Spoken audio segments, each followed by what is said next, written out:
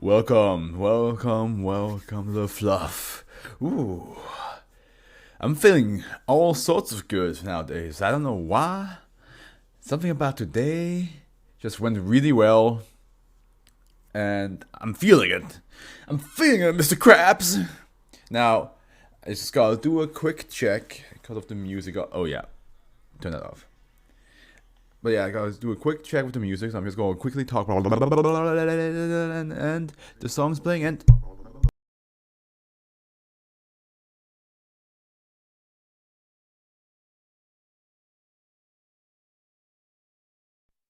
keep talking, Afro, keep talking. Just make sure that you are ready to turn off the mic and turn the volume on so I can see if the volume of the music and my voice is perfectly balanced.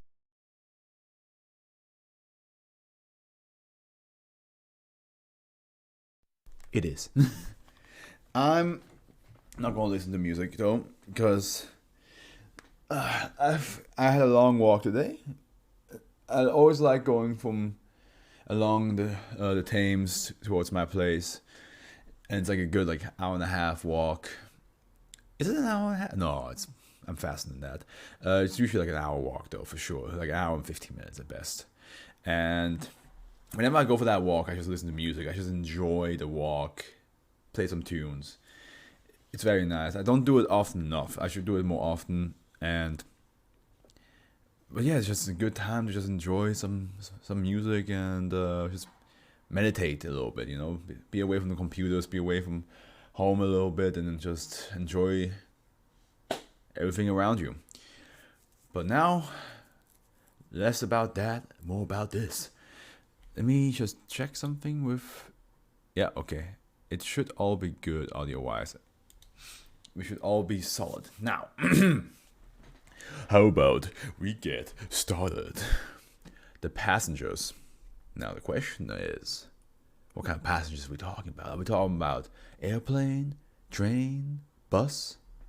And if that's a ship, and if that's the case, if we do talk about the common vehicles, public transportation that we have, is this supposed to be like people that are always, every single time, in the same vehicle, no matter what day, no matter what time, you always see them.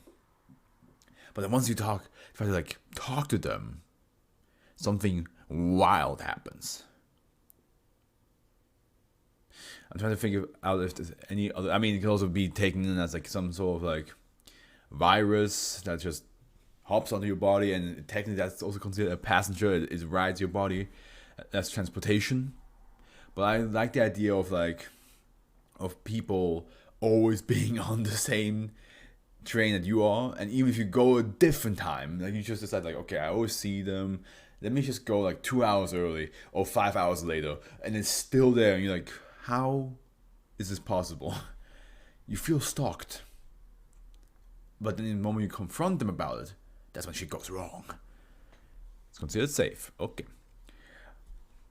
All newly identified instances of SCP-1150 must be catalogued and subject to biannual reconfirmation as per the safe category tracking procedures of the AGES protocol.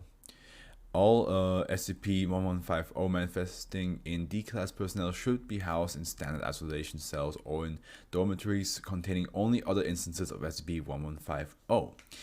Outside of approved testing procedures, the D-Class SCP-1150 must not be permitted prolonged greater than 15 seconds touch contact with other humans or sentient animals via skin contact or through thin or conductive fabrics. Okay, so touching is not allowed. And if you are, then no longer than 15 seconds. Which, that's enough time for you to realize you're touching somebody. Like, oh, pardon. Unless it's like one of those situations where you're like kind of lost in thought, and you're just pressing your arm against their arm, and then you're like, wait, how long has it been? 16 seconds. Fuck! You know what I mean? Like, it could be something like that. Note that this is a cautionary measure only, as SCP-1150 can transfer to unwilling or unaware subjects only in unusual circumstances, such as those delineated in the SCP-1150 research log.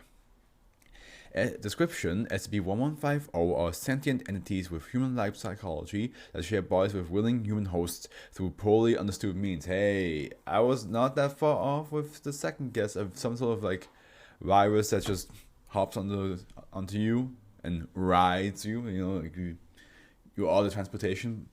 So the fact that they share a body can be considered like having a passenger in your mind.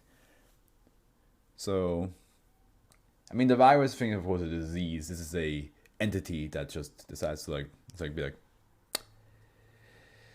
your body's fine. I like your body. Which song is playing right now? Hold on. Oh yeah, of course. That I was looking at it. I was like, I forgot what the song that is. Oh, yeah. I also forgot to set up my things to work for y'all when I have to press the buttons. So I might as well quickly do that. Only takes me around now. There we go. Should work now. Good. Alrighty then. SCP-1150 are aware of all behaviors, interactions, and emotional states. I also forgot to do the time. So 8 minutes. Oh boy, that doesn't work anymore now. Forget it. I need to remind myself to actually play the stopwatch in the future, because then I have something that helps me create the videos in the future. Because I always have to like go back to the Twitch VOD and then be like, oh, where do I begin with this one? And then if I just have a stopwatch here and then just be like duk, then I can just look at here up here, and it's much easier, much faster. Okay, sorry. SCP-1150 are aware of all behaviors, interactions, and emotional states of their host, but cannot usually perceive individual thoughts or memory.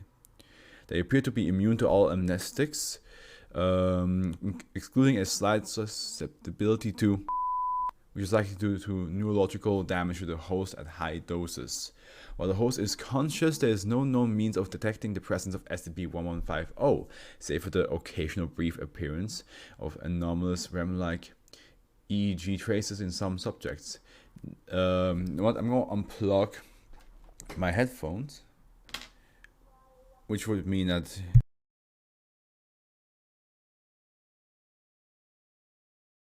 I was about to say, which would mean that the music will come through, but since I have voice meter, I can now turn the music off.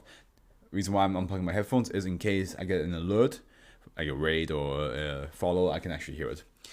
The Foundation currently tracks 38 instances of SCP-1150, maintains 3 instances in D-Class personnel for testing purposes, employs 2 instances along with their hosts, and maintains 1 instance in Level 3 confinement for security reasons. When the human host of an instance of SCP-1150 falls asleep, they immediately enter REM dream state sleep, and the SCP-1150 entity gains control of the host body for a period of 5.16 hours. This duration varies with the mental fortitude and willingness of the host and the relative strength of the entity.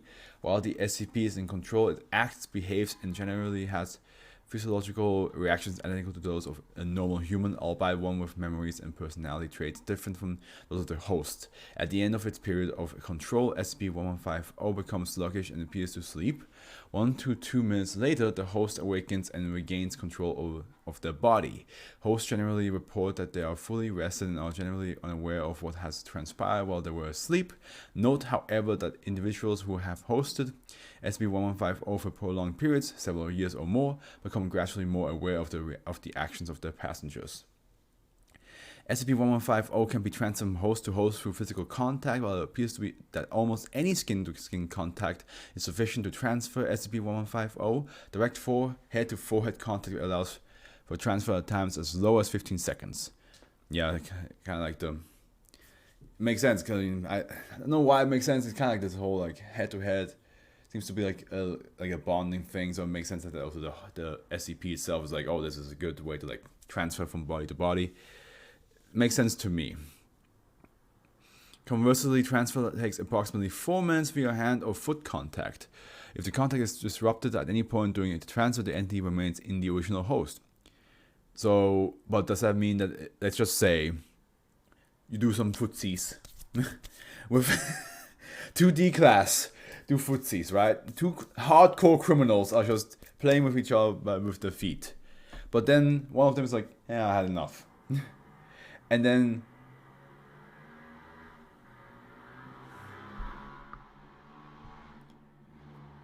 God damn, boy. And then I would say like, sorry, just reduce the sensitivity a little bit so you don't have to hear that guy just driving by. But then like 10 minutes later, they're like, oh, I'm back to footsies again. Does the SCP continue where it left off, or does it reset completely? These are important questions, important tests that you have to do.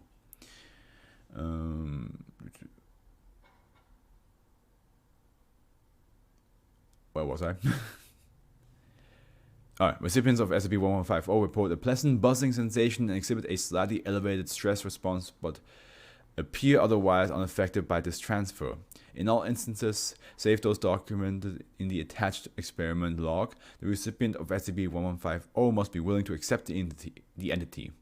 There are no known means for destroying an instance of SCP-1150, though they can be incapacitated indefinitely by killing and tearing the host. The Foundation first became aware of SCP-1150 on the 6/27th, 1982, shortly after the FBI raid on the Kismet Doorway cult in Bloom Hill, Arkansas. Foundation sources with the Bureau learned of high-ranking cult member in FBI custody with potential SCP properties. The Foundation arranged a transfer to Site-40 due to its proximity to... I forgot about that. And they're conducted... Actually, I shouldn't. Although I should reduce this a little bit. There we go. Let me try. There we go. Much better. And they conducted the initial interviews with the entities currently classified as -1. -1 subsequently assisted in the identification of 3 additional instances of SCP-1150 associated with the Kismet Doorway. On the 12/10/2008, the recovery of sensitive documents in a raid on Marshall Collin Dog. Whenever they show up. Why is it when there's trouble, it's always you three? Indicates that the MC and D are currently employing at least 2 instances of SCP-1150 to infiltrate the Foundation as sleeper agents to obtain classified information on SCPs and Foundation security. Of course they do. These entities are being carried completely unknown to the SCP employee hosts and are able to see, hear, and experience everything that the host does. It is unknown how these agents are getting information back to MC and D, given the Foundation research has not revealed any outward manifestation of SCP-1150 when they piggyback on an unwitting host. Interview 1, Log 1. And there's also experiments. How long is the experiments? Oh, there's a couple actually. Okay. So here we go with the interview. We have interviewed -1 and called Jonas. Interview Agent Adrian Barton. So Jonas and Barton, eh? Begin log 7/15/1982 to 2020. 22:45. That's why, not 2020. Okay, we're recording. Do I speak into this? No, leave it here. Leave it there. It will pick up our voices anywhere in the room. Right. You indicated that you would be willing to answer some questions for us. Within reason, yes.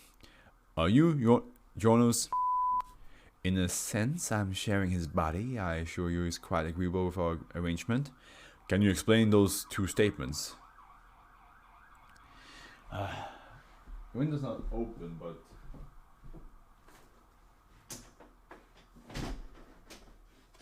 Yeah, I mean, that's sadly just the neighborhood. I can't really change that much. Can you explain those 2 statements? Sure. Jonas, I say it in a German way. Jonas has allowed me to use his body. He thinks I'm a manifestation of his God, and is happy to let me do my work. Are you a god?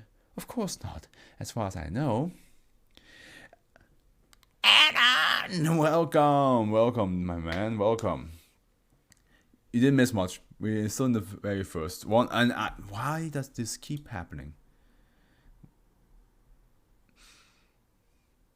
Why does it keep doing that to... I'm pretty sure I don't change the font color whenever, like, for the chat box. I'm pretty sure I keep it black because that's the for SCPs. maybe I keep forgetting that I need to switch back. I don't know. Where was I? Are you God? Of course not. As far as I know, made him up, but he may be remembering from before. The head of the Kismet Doorway group. How are you involved with that group? All of the higher ups are like me. We ride your bodies if you let us. I was 4th in command out of the 6 of us. And all 6 of you were body snatchers? We call ourselves passengers. We switch bodies from time to time. Said we could live like kings, and I believed him. It's clear to me now that he's quite insane.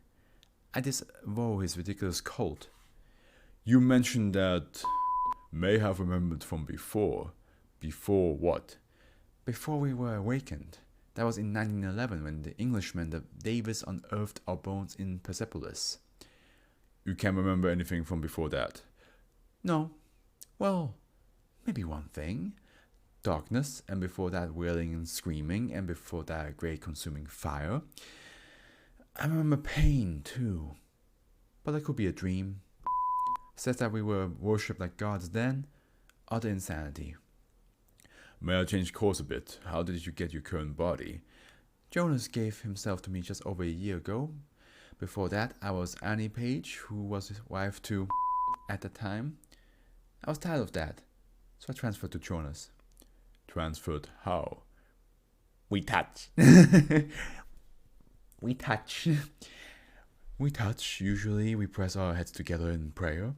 This way it goes more smoothly. I pour myself from one human vessel to the next, like water from one bowl to another, and then I see with Jonas' eyes, speak with his mouth, love with his genitals, and when I'm not using them, he is himself. So you see that I have not hurt anybody. That's all for now. Thank you for your time, Mr. Agent Barton, one last thing. May I be transferred to a larger cell until this trial? This area is inadequate for my needs. I'll see what I can do. And log. So okay, at least the one that they found is pretty friendly, which can be risky or not, depending. Because, like, you know, an SCP that knows what it's doing and is a charmer, that's risky. Because, like, you don't know if the intentions are pure. But if the intentions are pure, then it's just a nice one. You're just lucky to find yourself a nice SCP. But at least this one, because he did say there are more. There were like 38 instances found of this version. Experiment log. Okay, experiment A, the 9th, 16th, 2003. Description -5. Then occupying D1905 was brought into a physical contact with subject D2002 and directed to initiate transfer. D2002 was an otherwise healthy 27-year-old Hispanic male who sustained reticular damage due to medication-induced seizure and was consequently in an irrecoverable coma state. So this is now a test to see if these sentient passengers, if they could potentially wake somebody up from a coma. First question is, when they take control of the body, does that mean that once they leave the body, if the person is awake again, or does it revert back to faint? Okay. -5 successfully transferred to D2002 after approximately 65 seconds of limb-to-limb contact. Sensors placed 1 meter from the subject detected very low amplitude, approximately 25 megawatts, I guess, radio noise during the transfer. D2002 subsequently awoke when -5. Having something else living in you and being able to take over would be terrifying. Yeah, I mean, I think there is like a couple fictional characters that deal with that, right? I mean, like, think of like Dr. Jekyll, Mr. Hyde, the Hulk, Cavendish from One Piece. There's a couple people that just, you know, you can even argue like The Exorcist, for example, is one of those very famous characters that, like, for a moment they are themselves, but then something just is like switch with me. Jujutsu Kaisen has Itadori with Sukuna. Like, sometimes just Sukuna just takes over. Of course, that's a lot more like. Some of them, of course, agree to it. Some of them don't. But it is kind of scary to, like, know something just does take over, and in most cases you don't know what they do. In most cases you just think like, oh yeah, I just had a long good sleep, and then you find out like, yeah, it's a split personality classics. Also the whole inner demon trope. Exactly. There's a lot of stories with that.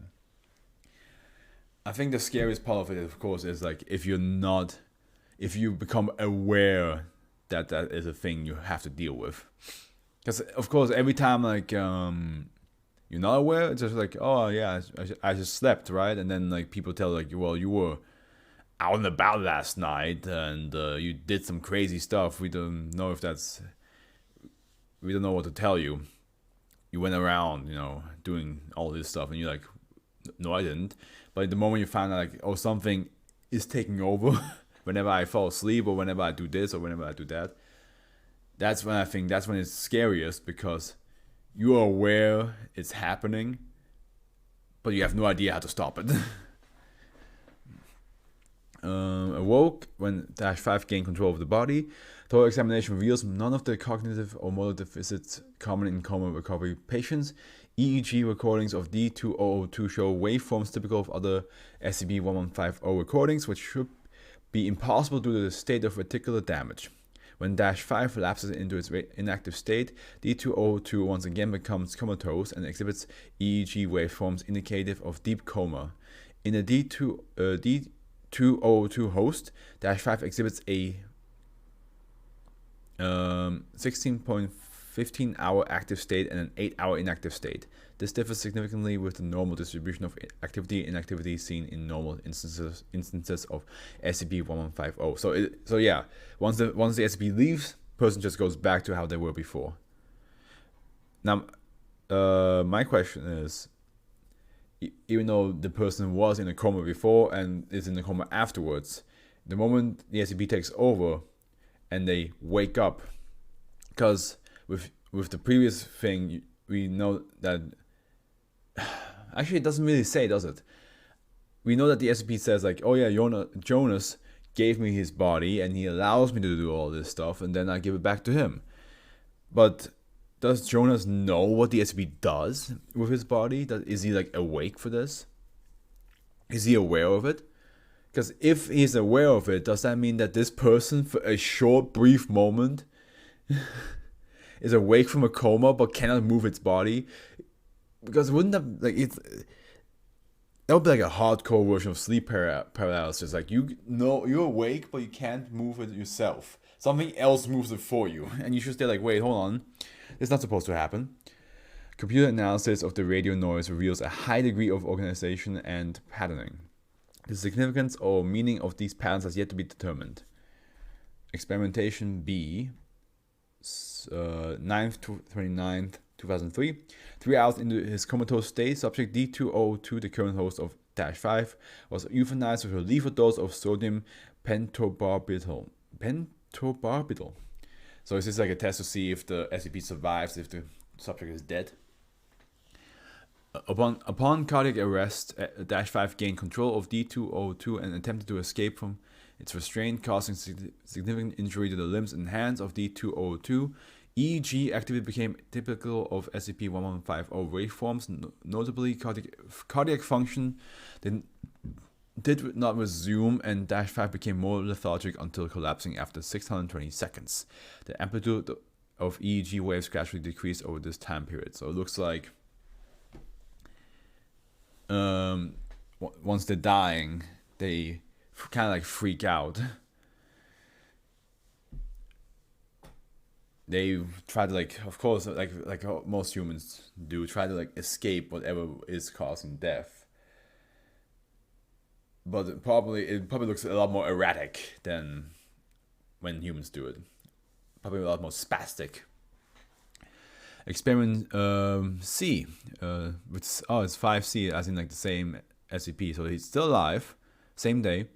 2 hours after the cessation of all movement, D-class subject D1968, a 34-year-old white female with an IQ of 70, was directed to touch the arm of D202 under the impression that she was feeling for a pulse. Approximately 5 seconds after initiating contact, D1968 jumped back, stating that she had been shocked. Sensors placed 1 meter from subject detected a medium amplitude, approximately 700 megawatts radio noise, lasting 0.3 seconds. Subsequent observation of D1968 did not reveal any behavioral or cognitive anomalies, though EEG analysis revealed minor anomalies associated with SCP-1150 presence. So looks like even though if the body is dead and the SCP was in the body, if somebody else touches it, it jumps. It immediately takes over. Well, not take over, but like it definitely has a new host.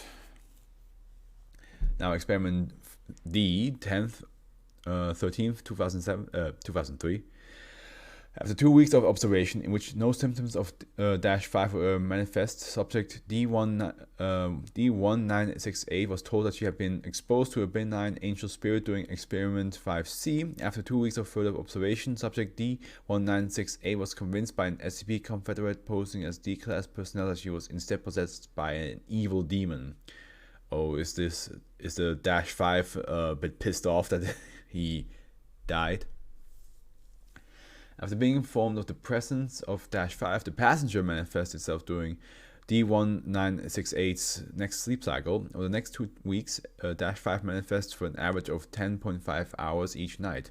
During this time period, D1968 experienced a modest increase in IQ to 83, 13 increasement, and motor coordination.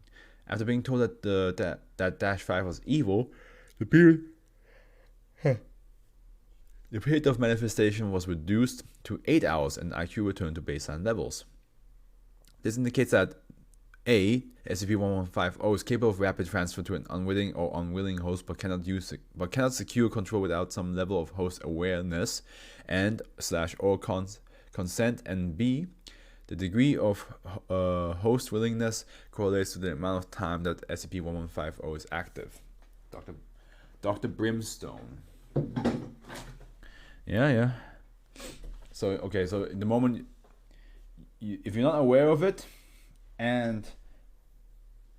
but you think it's a bad thing, the SCP doesn't have as much control. That's good to know. Experiment 18A, 1st 11/2008. -18 was made to repeatedly transfer between several D-class personnel to determine the condition in which transfers are possible. I just imagine like a circle of D-class, one D-class with the finger touching somebody's belly, another D-class with the with the feet touching somebody else's head, and just seeing like what is the fastest thing. -18 was capable of transferring regardless of the state of its current host, but was unable to transfer to an unconscious host in any circumstances. Upon transfer to a new host, -18 entered in its dormant state, regardless of whether it had been active at the time of transfer. Experiment 18B, 1st 21st 2008. -18 was made to repeatedly transfer between several D-class personnel in an experimentation room saturated with 50 to 100 MHz radio waves interference, the same frequency band measured from SCP-1150 during transfer. -18 was capable of transferring in all conditions, but the duration required for transfer was substantially increased with higher levels of interference, plateauing around 700 seconds at power levels above 100 kilowatts. It appears that the radio burst is a facilitative effect or perhaps a side effect rather than a necessary condition for the transfer. And now 18C, 3rd 6th 2008. -18 was hosted by D1412, a 68-year-old black male who suffered from diabetes and CHD. Experiment 18A was carried out after D1412 died of natural causes, heart attack. Several handling protocols were employed to assess the limits of SCP-1150 host-to-host transfer after death. See also Experiment 5C. Approximately 4 hours after death, the body was handled by Mrs. Gomez, a level 1 research technician wearing a standard chemical hazard suit with insulated gloves, who transferred the body to the Site-40 crematorium. No SCP-1150 transfer was observed to occur at this point. 5 weeks after full cremation, subject D2333, a 50-year-old white female, was directed to manually sift the ashes. After approximately 4 seconds, she quickly withdrew her hand from the box of ashes, reporting that she had touched something sharp and prickly like a cactus. Subsequent analysis revealed that -18 had transferred to D2333 in a passive state, as in the initial transfer during Experiment 5C. How the hell are we supposed to kill these things, Dr. Rosenberg? So okay, so even if the original body died, even if they burned the body with this SCP in it, this SCP will always find a way to somehow survive and then guarantee a future host, unless you always have gloves on, which, you know, highly unlikely.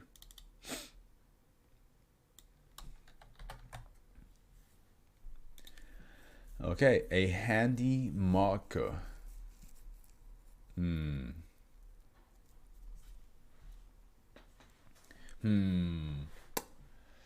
What could the handy marker do? What could it do? What could it be? What could it be?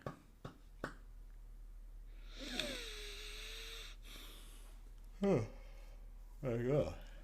Okay. Handy marker, handy marker. I'm trying to think, like, of course I'm thinking of the whiteboard marking, but I'm trying to think how that could be anomalous. A weird bean. No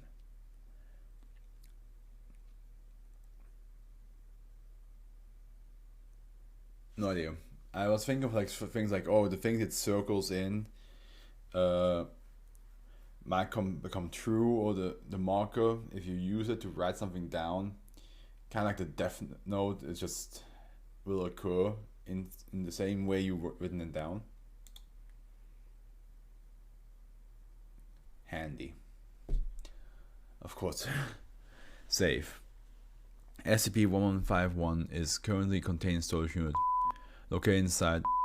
SCP-1151 is to be kept in a 10 centimeter squared sealed container and kept under guard by 1 security officer at all times. Any personnel handling SCP-1151 in any way must wear protective gloves while doing so.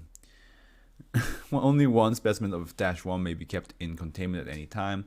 Subjects in the final stages of SCP-1151 compromisation are to be fed via IV tube as dictated in Nutritional Chart 1. If any personnel become compromised by SCP-1151 outside of authorized testing, the affected hand is to be immediately washed and decontaminated. Any testing involving SCP-1151 must be authorized by at least 2 members of Level 3 personnel.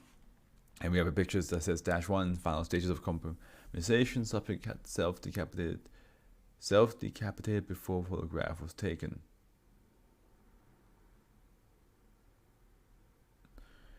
Wait, so before the photograph was taken, this guy just chopped his hand off? Is that what I'm reading here? Is that what I'm understanding? SCP-1151 is a black marker pen of the brand. SCP-1151 anomalous properties first become apparent when it's used to draw the image of a smiley face under the palm of a human subject, who will hereafter be referred to as simply as -1. The initial effects of SCP-1151 take roughly a week to initially manifest, and this time period has been known to vary depending on the age and physical condition of -1. During this period, before initial manifestation, washing off or otherwise removing the smiley face will negate SCP-1151's effect. Okay, so just simply wash it off can do the trick, but what does it do? Subject experiencing the effect of SCP-1151 will noticeably raise the affected hand during the daily routines. So it's just like, Initially, they will only do this when conversing with others, but as SCP-1151 compensation progresses, they will raise the affected hand higher than the rest of the body constantly. Okay, it must be kind of weird. Like, imagine having a conversation with somebody and they just go like, and you're like, you want to say something? Oh no, it's something I do. And then after like a couple of weeks, you meet that person again, and he just does this. So how's the wife? The symptoms of these initial stages include unfocused pupils, loose hanging of the head, and slightly slurring of speech. The initial period of compensation only lasts at most 3 days. After this point, SCP-1151 further mental effects will become apparent. Dash 1 will begin to believe that the face drawn on the palm is the actual face and will behave as such. What? Interestingly, tests have indicated that Dash 1 does have a limited awareness of what the face drawn on the palm is looking at. Well, yeah. I was so wide awake just a moment ago. After a period ranging from 2 to 6 days has passed, the final stage of SCP-1151 compensation will begin. Dash 1 will begin to believe that the head is a dangerous growth on the that's why it's self-decapitating. Oh no. On the body, commonly referring to it as a tumor or cancer, and will attempt to remove it using whatever tools are available to them. If they cannot find a method of efficiently decapitating themselves, they will attempt to use cruder methods such as repeatedly slamming their head upon walls or floors. 75% of affected individuals have been known to survive the self-decapitation, despite the resultant lack of a brain and the mental and physical functions associated with it. After self-decapitation, a surviving Dash 1 will wander aimlessly, showing a general awareness of the surroundings by moving around obstructions. Okay, so it's the whole like chicken without a head situation. It just walks around, but it knows things are there. Surviving instances of Dash 1 do not appear to be concerned regarding the massive amount of blood loss relating to the self-decapitation and will survive for a time period ranging from 1 to 6 hours. That's a lot of time without walking around without a head.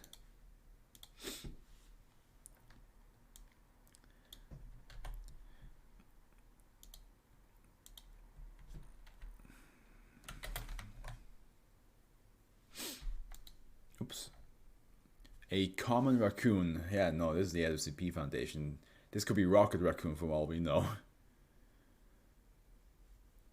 What if it is? What if it is like a talking raccoon, and he just tries to pretend to be a common raccoon? You're like, who's there? And the raccoon's like, okay, you got me. And you're like, you can talk. Why can't you talk? And he's like, hey man, listen, I'm just here to try to get some food for the family. Okay, just gotta let me do my thing, alright? Like, just there's nothing wrong with it. And you're like, sure, but we're ignoring the fact that you can talk, my man. We're ignoring that big point right now. So what? I can talk. You watch. I've seen your shows. You've watched shows of talking gods and talking dogs. Why does it matter if I'm a talking raccoon? It's just a little bit different. Nothing to be worried about. Nothing to be ashamed of. That's not a raccoon.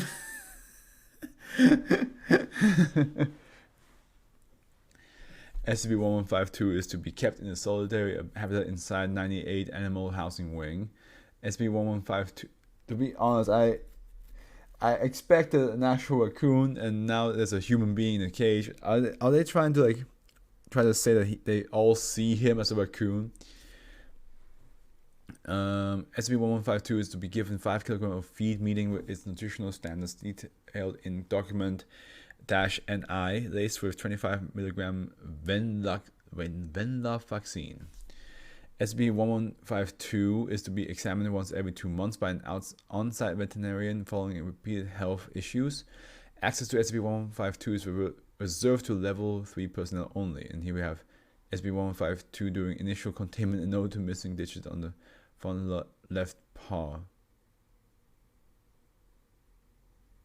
Oh yeah, he's missing a thumb. I mean, could just be that it's like just behind the finger, like this, you know, just like that. Could just be, right?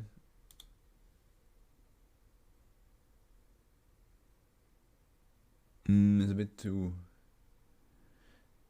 I don't know. Could be anything. Could mean anything. SCP-1152 is superficially similar to standard members of the Procyon loto common raccoon species. SCP-1152 weighs approximately 75 kilograms despite only being 60 centimeters from the nose to the tip of its tail. I don't see a tail. In its current state of malnutrition, SCP-1152 does not share the genome of other members of its species, but is a near complete match for the human genome. After logging SCP-1152 genome in the Foundation database, it was found to share 99.87% of its genetic code with the late agent. Is it the agent? Agent was presumed dead after being MIA for 13 months. His body has yet to be retrieved by the Foundation staff. Is this like the only human situation? You know, like that one guy who thought he was the only human left alive on this earth, but then the actuality is that he was just invisible. Like he was still around. No, I mean, excuse me. People still saw him, but everybody else was invisible to him. So he thought everybody was gone, that he was the only human left alive. So it's just kind of like that situation where like he's always been around, but people think that he's a raccoon. Along with its human DNA, SCP-1152 has proven susceptible to pathogens normally restricted to infecting humans. SCP-1152 also has been verified to have a lifespan much longer than others of its species, having been in containment for 6 years. SCP-1152...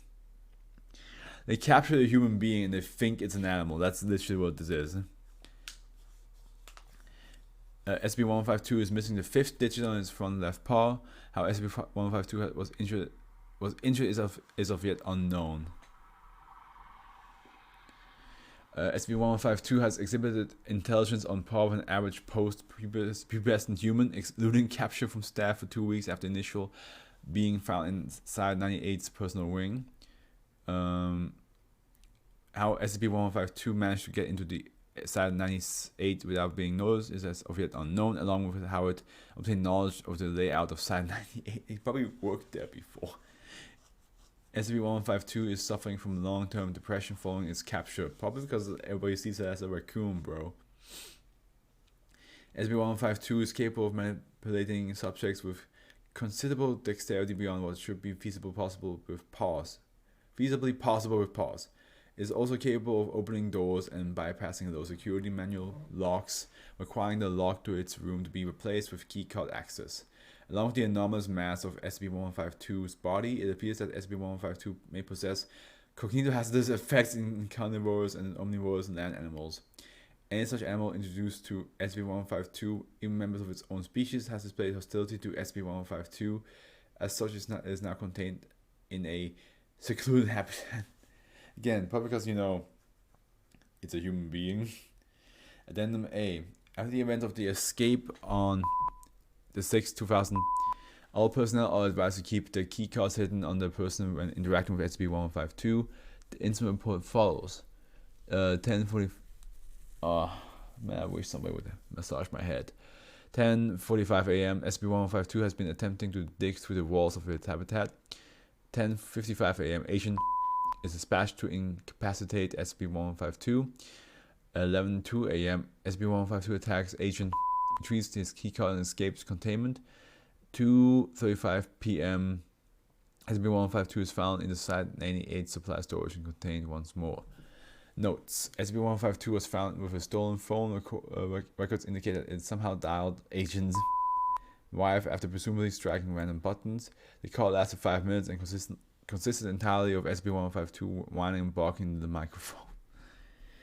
I feel bad for him. Everybody thinks everybody thinks he's a raccoon. But he's not. He's a human being. He's a human being. No, not like this. Oh, got my eye. Oh, great.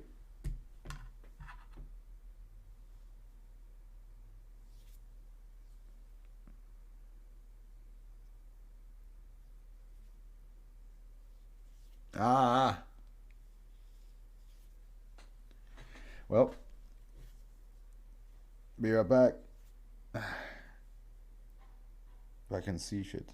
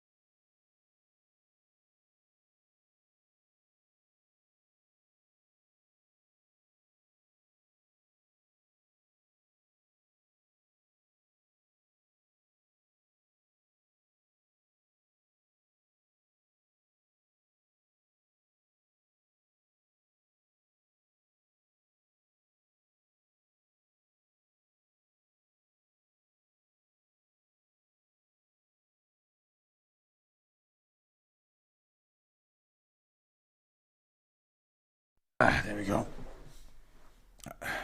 The whole day it felt like there was something in my left eye, and now the eyelash finally fell in, and decided to, ruin me day.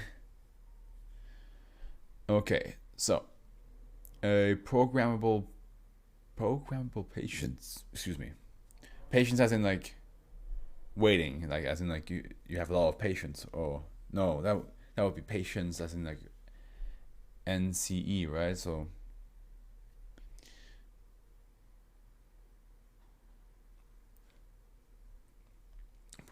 patient as in like a human being, like a dog, like in the hospital, like the next patient. But the programmable patient means a patient that you can control. A lot of saves. What's Come on was also save, wasn't it? Yeah. And Handy Mark was also save. Yeah, we have 4 saves in a row right now. SCP-1153 is stored in a purpose-built storage area storage site. When not used for testing purposes, permission to access SCP-1153 must be requested from the current Level 2 staff member responsible for supervision of SCP-1153, currently Dr. Instances of SCP-1153 and -2 are not to be stored while connected, and -2 must be stored in a depowered state. -2 is never to be left connected to SCP-1153 for more than 25 minutes at any time. At any one time. When an instance of -2 is turned on, the list of commands must be examined and any new commands must be noted. Testing of serious contagious diseases or diseases of unknown nature on SCP-1153 must be conducted under the appropriate quarantine procedures up to and including the restriction of testing to biohazard containment areas. Absolutely no tests on SCP-1153 using any of the diseases classified under special containment procedures are to be conducted without the express permission and approval of at least one member of O5. All such tests, if they are ever conducted, must adhere to the special containment procedures of the disease in question. It's considered a disease. It's not like a computer program. Well, it might be, but it's considered a disease. SCP-1153 is a collection of 12 as of human bodies. These bodies are a mix of different heights, weights, ages, and genders, although some of the bodies appear to be identical to each other. These bodies are functionally alive or catatonic. They appear to possess no higher brain function or ability to move or act of their own volition. The bodies appear to possess a constant internal environment and neither require sustenance nor appear to age. All of the bodies appear shaved of their hair and possess a barcode tattooed onto the inside of the left wrist. Each instance of SCP-1153 has what appears to be a standardized USB port embedded in the outside of the left heel. -2 is a collection of 5 as of laptop computers of various makes and models. The earliest produced in 1990 and the latest produced in 2000. I always hate that when like it blurs out the last number of the 11 of the 10 2000, like it could be 2010 11 12, but it's not, we don't know. So I always say like 2010, like wait 2010 because even though like there's also 10 11 and 12, it's complicated, because at least with like when it's a 2 instead of a 1, you can at least say 2020. But with that, this one, because 10, 11, 12 are the only numbers that you cannot say teen with. These computers have all been discovered in direct connection discovered in direct connection to an instance of SCP-1153. Each of the computers are largely mundane and unremarkable, save for an anomalous program entitled Data Expunged. These programs are heavily encrypted, and to date no attempts to modify or view the coding of the program or to transfer it to another computer have been successful. When opened, the program consists of a menu including over listed commands. All of these commands are named after an injury or disease, save for the first command entitled wipe. When an instance of -2 is connected to by a cable to an instance of SCP-1153, the Data Expunged program is launched, and the command is executed. The primary anomalous effect of SCP-1153 can be observed when the command is executed in connection to an instance of SCP-1153. The body will rapidly develop the relevant disease or injury over the course of approximately 20 seconds. Multiple injuries and diseases may be applied to a body, although the program will display an error message when more than 5 commands are executed on one subject. The wipe command heals the body of all injuries and illnesses within another 20-second period of up to and including death and advanced decomposition. This wipe command also affects injuries and illnesses not caused or related to the program. SCP-1153 instances appear to have fully functioning healing and immune systems, unless a condition related to these processes is loaded, and so can recover from these conditions naturally, or as a result of normal treatment methods.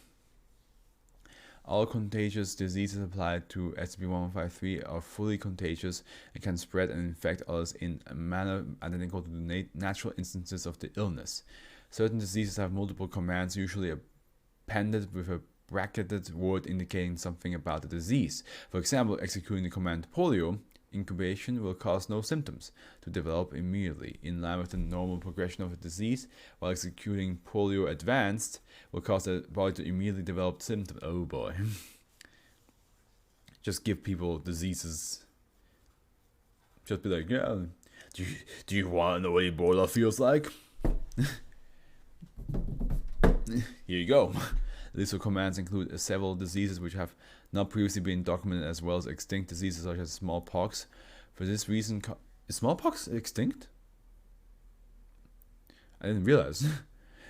For this reason, caution must be exercised when testing with SCP-1153. SCP-1153 initially came to the Foundation notice on 1990 after the first known instance of SCP-1153 was discovered on the quarantine after being admitted to a hospital in Data Expunged. Apparently suffering from smallpox, how it arrived in the hospital is currently unknown, as no documentation or evidence was found regarding from how SCP-1153 had arrived in the hospital. Foundation representative acquired the body and administered Class B amnestics to those involved.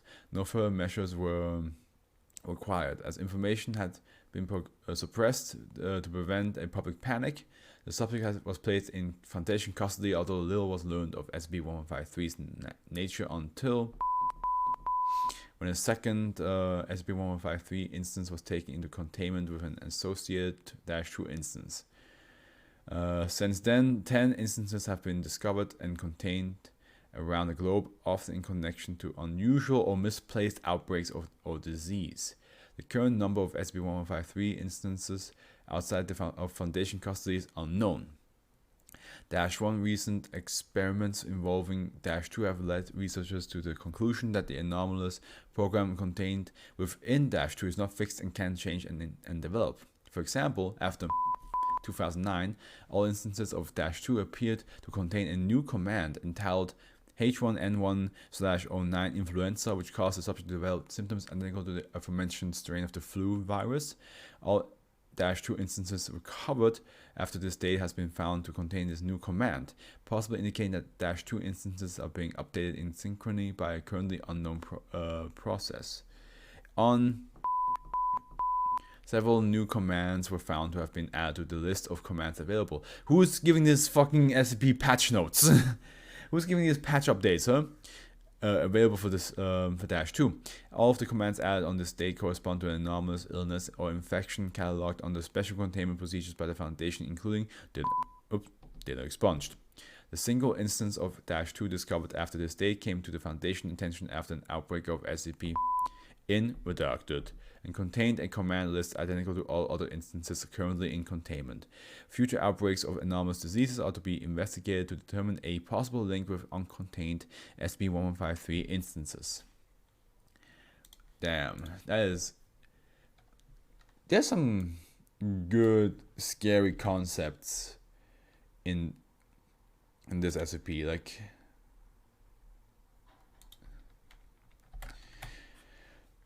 like being possessed by another entity, or basically you're sharing a body with another entity so that it can just take over occasionally. People thinking that you're a raccoon even though you're not. You're a human being, but everybody sees you as an animal. So that's just you cannot even communicate with anybody else around you because everybody else sees you differently. Like I said, it's very much like the last human on Earth SCP, where he thought that he was the only one on Earth, but everybody was just invisible to him. Conceptual dragon. So dragon, that's just a concept of a dragon that became real, or a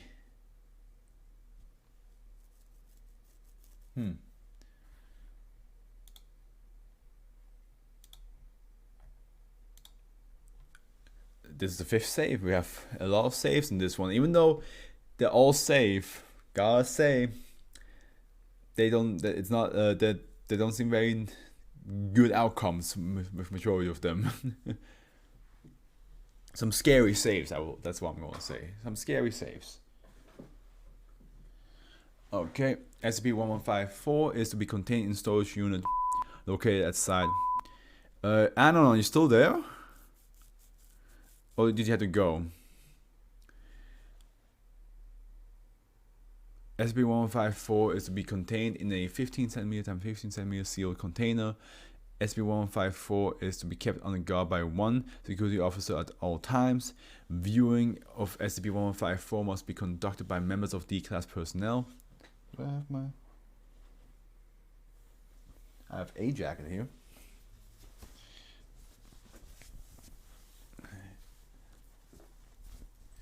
If any additional components of SCP-1154 are discovered to exist, they are to be immediately secured and contained by Mobile Task Force Zeta-29, Dragon Slayers. Oh, hey, Fairy Tail is here. Any civilians affected by SCP-1154 are to be brought into Foundation custody for 2 weeks. If at the end of this period they have not expired, they are to be dosed with a Class A amnestics and released. Any testing with SCP-1154 must be authorized by at least 2 Level 3 personnel. SCP-1154 is the designation given to the collection of media which includes poems, short stories, a novel, and a VHS tape. All components have thematic links to an entity which the components refer to as the Dragon. Descriptions of this entity vary with SCP-1154's different components, and very few of the components describe SCP-1154 in accordance with the traditional European image of a dragon. See Component Analysis 1 for further information. Down there, SCP-1154 anomalous effect becomes apparent when one of its components is viewed and understood by a human being, who will hereafter be referred to as the subject. Will they become the damsel in distress? The princess that the knight has to save from the dragon? Over the course of 2 weeks, the subject will experience the following phenomena. Dreams involving vaguely reptilian entities, valuables such as jewelry mysteriously jewelry mysteriously disappearing. I mean, yeah, dragons are supposed to be greedy for that good cash. Perceiving a drastic increase in the ambient temperature, fire, okay. A feeling that they are being followed. I don't recall any myth of a dragon being a stalker, but spontaneous combustion. This has been not known to occur with all subjects, and it is unknown what criteria, if any, affects whether this will occur. After death, the body of the subject has been known to disappear, accompanied by the sound of consumption. And here we have the component analysis one. A summary of the various components that comprise SCP-1154. Components are numbered in the order of the discovery. -1, a poem originating from the 1600s entitled "The Beast of Redacted." The poem describes how a kingdom is attacked by a dragon and how the king sends 3 knights to defeat it. 2 of the knights are killed by the dragon, but the 3rd knight climbs on the dragon's back. The poem described how he managed to climb atop its neck and stab it in the throat. He's then eaten whole by the dragon, and the poem ends with the words, "And blessed with glory was the beast who had come from alien skies to feast." So interesting. There's some peanuts here. Interesting that the poem ends with the dragon winning. -2 in a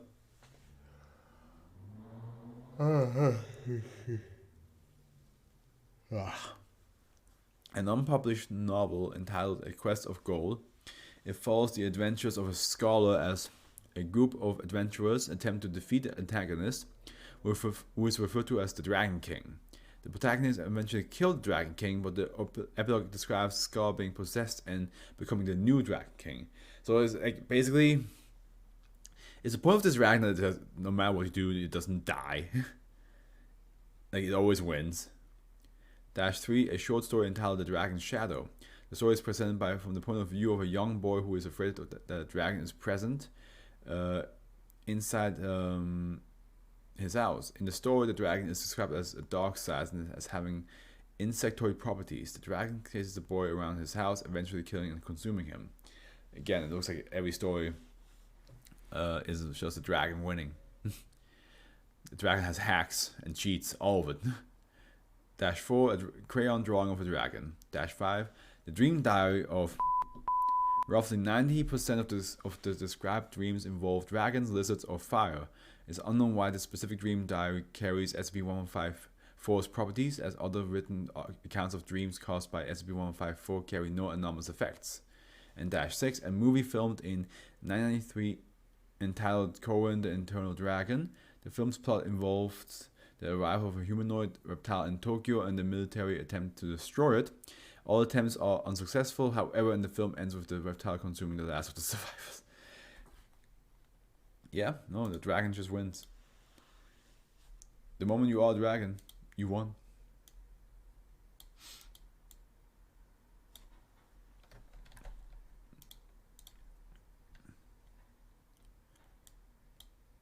Instead of conceptual dragon, it should just be like victory dragon. Victorious dragon. Because no matter what you do to it, it will always win. It will always come back. Okay, we reached the halfway point. Predatory street art. I imagine like graffiti. They become alive. I mean, there was something similar already, right? With like graffiti becoming alive on a specific street, or like art on a specific street coming alive. There was something like that.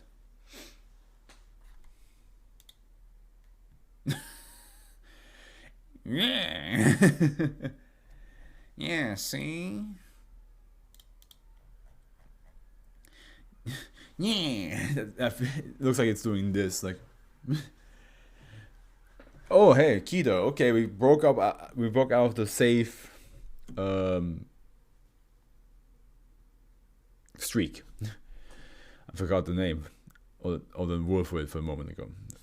Let me just check my phone real quick. I want to check something.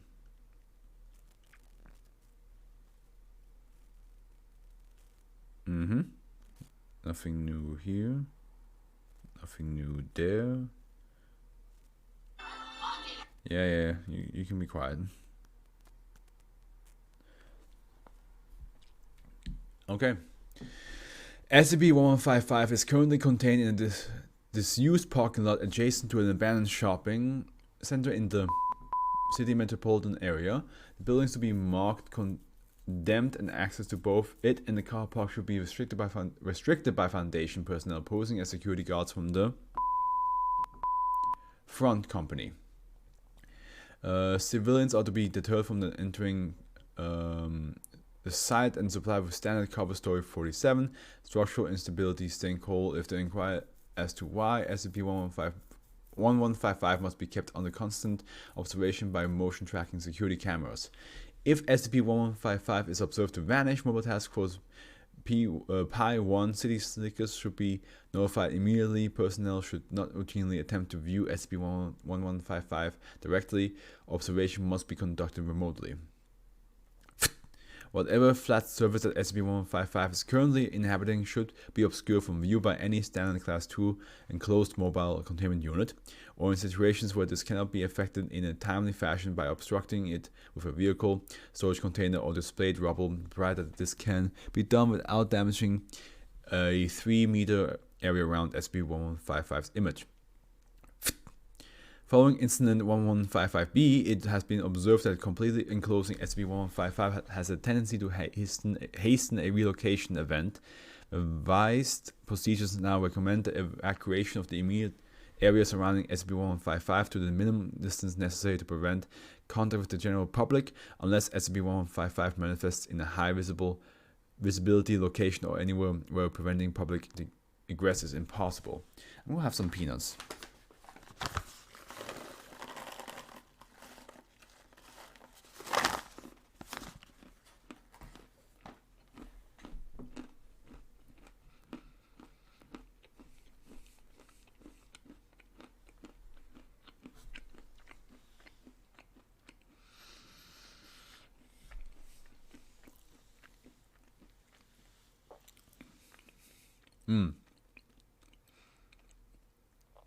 Actually, hold on. Give me like 15 seconds. More than that, actually. It's gonna take me a bit.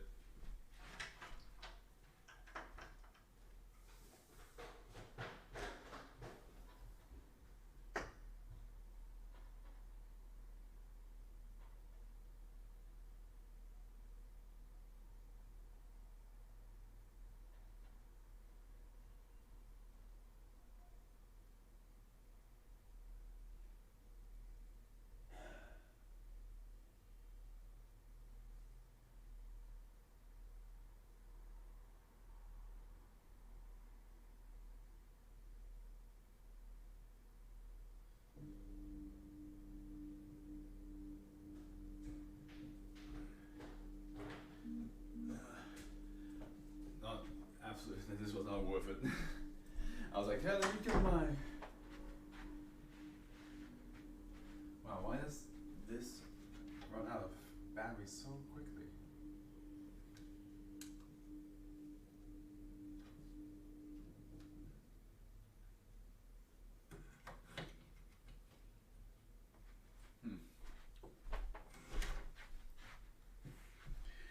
I wanted to get this, but there's almost nothing left anyway, so it wasn't really worth trying to get.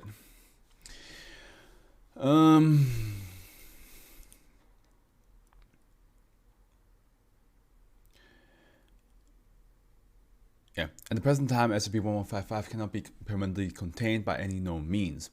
Approximately every 2 to 4 months, SCP-1155 has been observed to spontaneously relocate itself to other urban environments, moving as little as 50 meters from its current position up to a maximum observed distance of 800 kilometers. That's a bore. These relocations events can also be triggered by damage to the surface that SCP-1155 adheres to, interruption of an attack. Any attempt to reduce the size of SCP-1155's containment space to prevent visual contact. Therefore, current containment efforts are centered around swiftly asserting SCP-1155 new location and isolating it from public view. When such a relocation event occurs, Mobile Task Force Pi 1 should be immediately deployed alongside local assets to locate the new site as quickly as possible, re-implement containment procedures, and detain any witnesses. Survivors of attacks should be detained. Uninjured witnesses may be administered Class A amnestics and then released.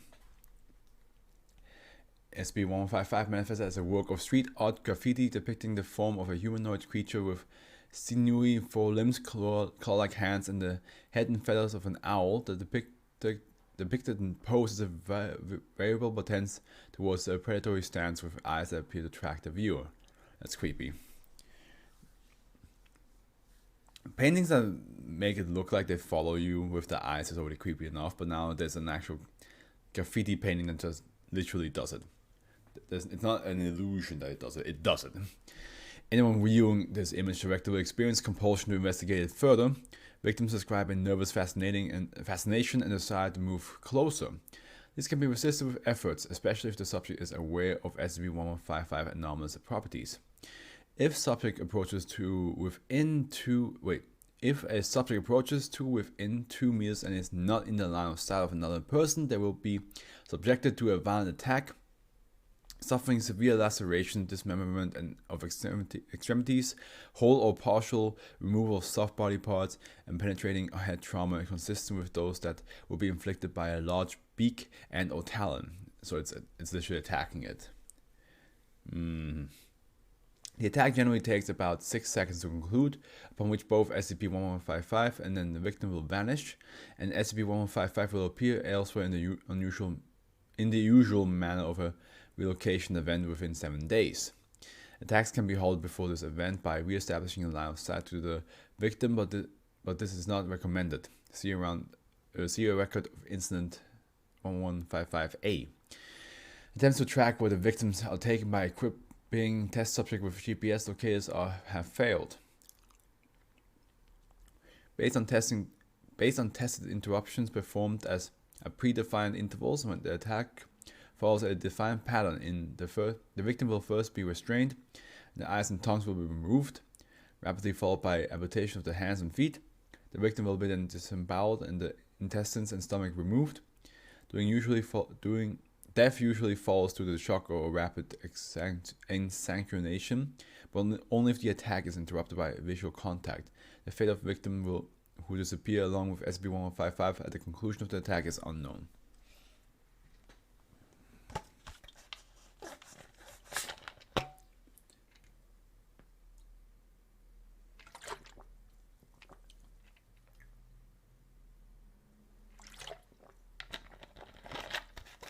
Okay. Incident A. 2 surviving Class D personnel used for attack interruption tests were given medical treatment and kept alive in the aftermath of the event. Both were incoherent and could not adequately communicate what had happened to them. Though D-89786, whose eyes were removed during the attack, claimed to still be able to see and provided a description of a larder containing bodies of previous victims of SCP-1155 along with the entity itself. D-89786 escaped from on-site quarter during a containment breach by SCP and was pursued by a local law enforcement in nearby, who were told he was severely disturbed patient from a local mental hospital. Officer reports that they saw the subject walking into an alleyway, but before they could apprehend, a scream was heard, and when they rounded the corner, it was found that D-89786 had disappeared. The alleyway was dead end with no visible exits. D-89789, both eyes, tongues, hands, and feet are removed before attack halted, was successfully transferred to site.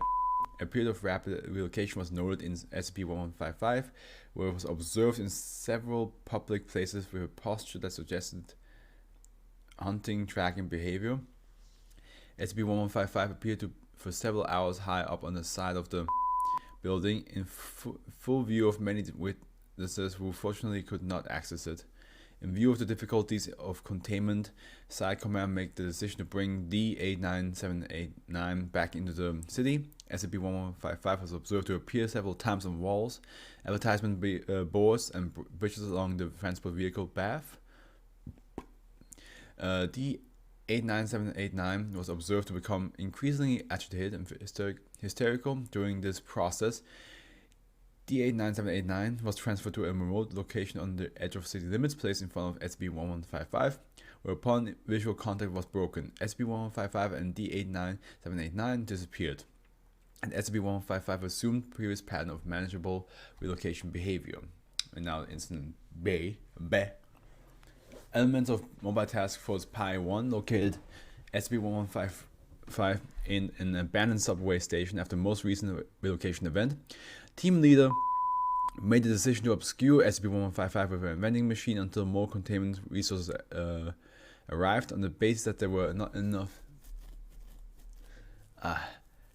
task force members on the site to guarantee a secure perimeter, and local transients were known to use the area for shelter. SB1155 immediately displaced to a nearby children's playground. Oh god. Causing casualties before it could again be located. Due to the high public nature of this location, the decision was made at command level to again provoke a displacement event resulting in the current containment location. Containment at the current location was expensive, requiring that an entire shopping center be acquired by Foundation and then subsequently closed. Due to the revised containment procedures have resulted in the longest time since a relocation event to date. The last few containment locations may point to a disturbing trend. Previously, SB1155 seemed to have a pattern of appearing in low-traffic urban areas after abandoned building or quiet underpasses. At risk of anthropomorphism, it appears to have become emboldened and will now readily appear in public spaces, which makes containment difficult. After the objection of the containment team, leave the damn thing uncovered. Better we lose a few urban explorers or noisy kids every couple of years rather than risk having it abduct more people before we can locate each time. Doctor.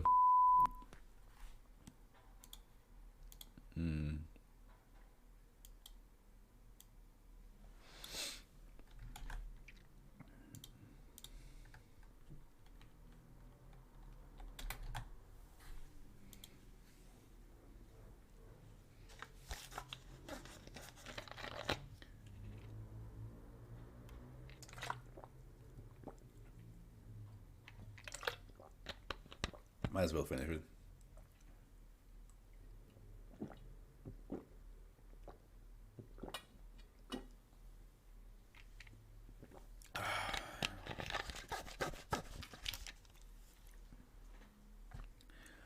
Okay, Wellington the Wonder Horse. Can it fly? Can it talk? Can I do my taxes?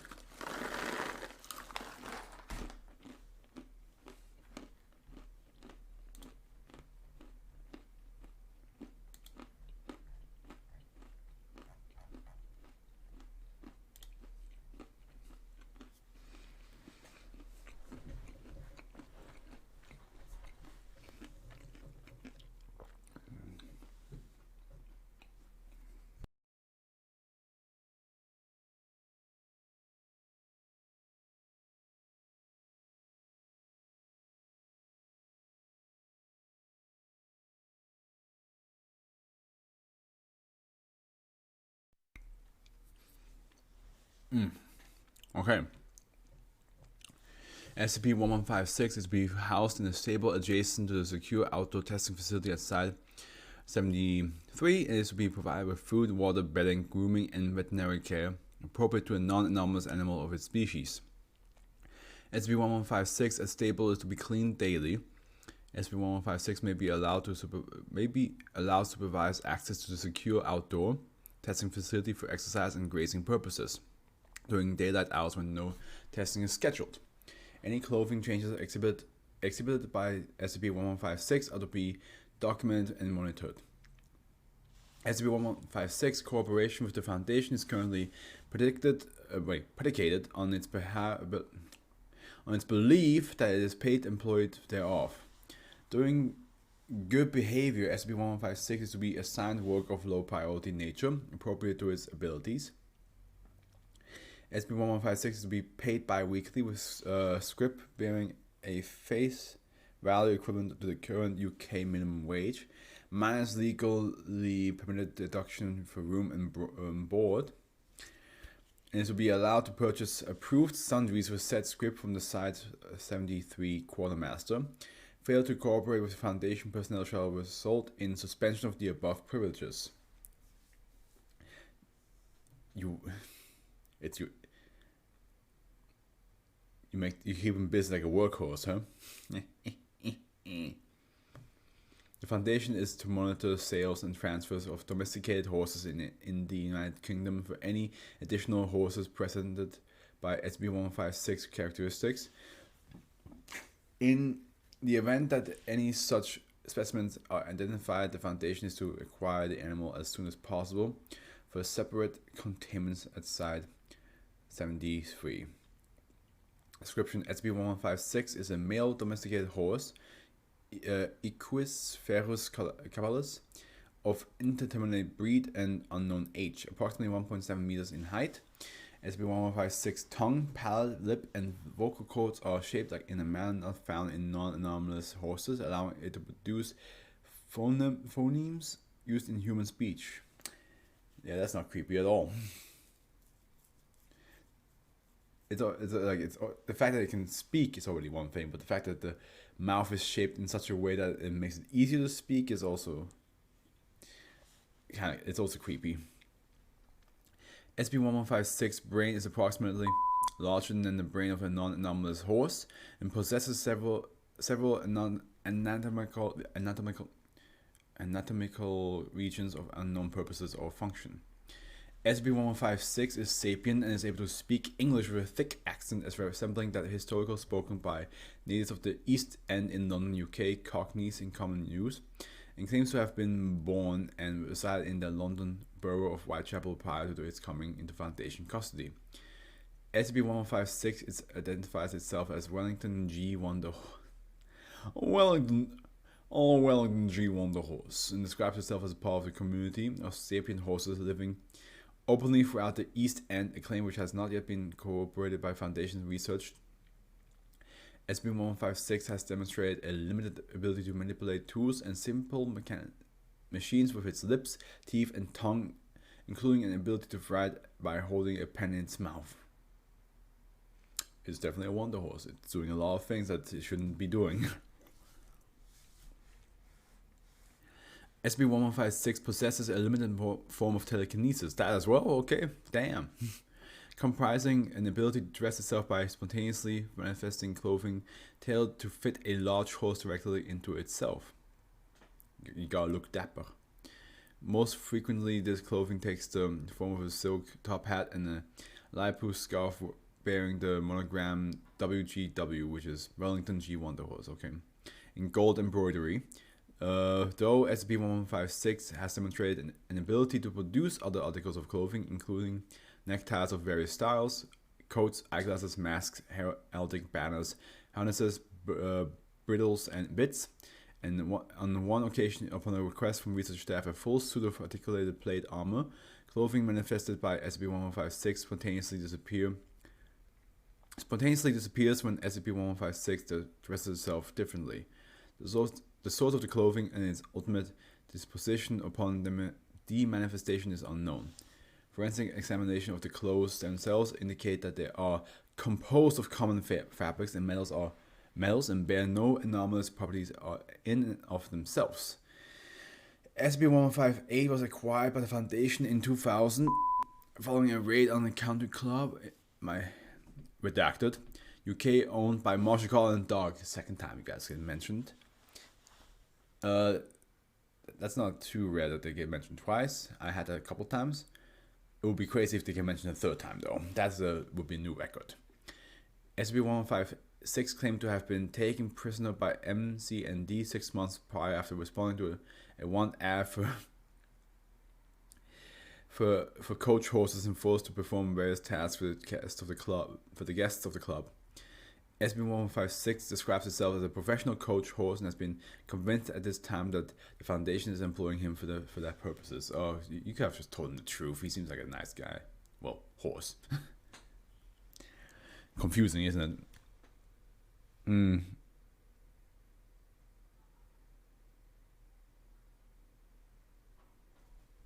Wait, my friend is having a crush freak out right now.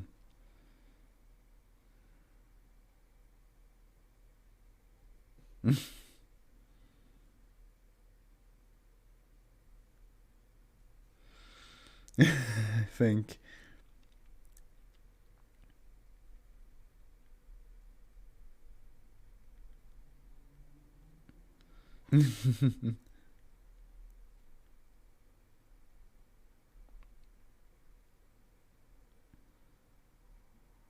There you go. Bit of banter. Okay, Dr. Samesh, please state your name for the record. Wellington Garrett won the horse at your service, my lord. Finest coach horse in Whitechapel, and that's no, and that's no eel. And you have lived in Whitechapel your entire life, is that correct? I'm born to the sound of the bow bells surge, just like my old dad, and it's before him, and before him. We're an old and proud lineage we are. My grandpa always said there's been wonder horses pulling folks from around London since they signed the Magna Carta. And there are more horses like you? You're a fellow blighter, aren't you? Haven't you ever been to London? There's thousands of us all over the Joe. Millions maybe, not as many as in me grandpa's days, sure. So you wouldn't say there's anything unusual about you being able to speak? I've never met a horse that couldn't, my lord. And you're making clothes appear. Well, a bloke's gotta look dignified when he's working for a room and board or the Oxford and kids, hasn't he? Watch this then. 1156 affects a posh accent. Good morning, ma'am. How do you do? Shall we be heading to the chapel this morning? Mind your step. Resume his normal manner of speech. And Dad started. Well, Dad, started teaching me what. Now I lost the voice. Then when I was barely yielding, I was teaching me own go for bits before I wound up here, so they can take up the family trade when they're old enough. You have a family. Been married to the old trouble 6 years now. We've got 3 little ones now. Michael, he should be starting school now. Then there's Emily and our yearling Gareth. He was always saying his first dickies when I got taken in by those Berkeley aunts at MC and D. And how did you find yourself in custody of Marshall Garden Dog? Well, work's been on to come by these days. Everyone gone horseless, and there's not much as call for coach horses as back in my grandpa's day. Amy's been helping out our locals at our local on Sundays, but with things being the way they are, they haven't got much work for her either. We've been behind on the burden, and the landlord was talking about evicting us, so that if it weren't for the council breathing down its neck, I never even rented to no horses in the first place. Go on. So I see this ad in the Times. Coach horses want to work in a country club. So I put on my finest suit and trot on down Knightsbridge and tell them the man in the office I won the job. Did they hire you right away? Hired? No, that's a load of horse shit right there. Never saw so much as £5 for 6 straight months. I told them I'd be writing me member of parliament. They just laughed and treated me unmerciful. I mean, this breakfast ain't exactly the 4 seasons, but it's put the village to shame. What sort of work did they have you doing? Pulling coaches, giving rides, serving drinks, magical shows, all the most embarrassing things you can imagine. Sometimes they get a crowd together and bring in one of the ladies after she had too much tiddlywink, and they want me to betray me marital vows with her. Ran from all the. Did he just admit that Marshall and Dog wanted the horse to have sex with a girl? Well, a woman. Like, did he just say, like, yeah, they tried to make me. Now, I'm not a church-going horse, my lord, but I know a sin when I see one. Do you know where your family is now? Well, we always lived at, they expunged, Whitechapel, but they've probably been evicted by now. Amy Amy will have sent the kids to live with her sister in Shepherd's Bush. She's a good soul, but I just can't stand the way she puts on airs every since she married that donkey. There's just a queer soul, you know what I mean? I see. That'll be all for today. Wait, could you send me a letter from me? I haven't heard from him since the Hampton Wick got their hands on me. It's right in the corner by me, though. We'll consider it. Let's see what this letter says. Dearest God, this is gonna be dearest Amy. I miss you. I miss you. How are the children? Has Michael started school yet? Tell them Daddy loves them. I am, and then something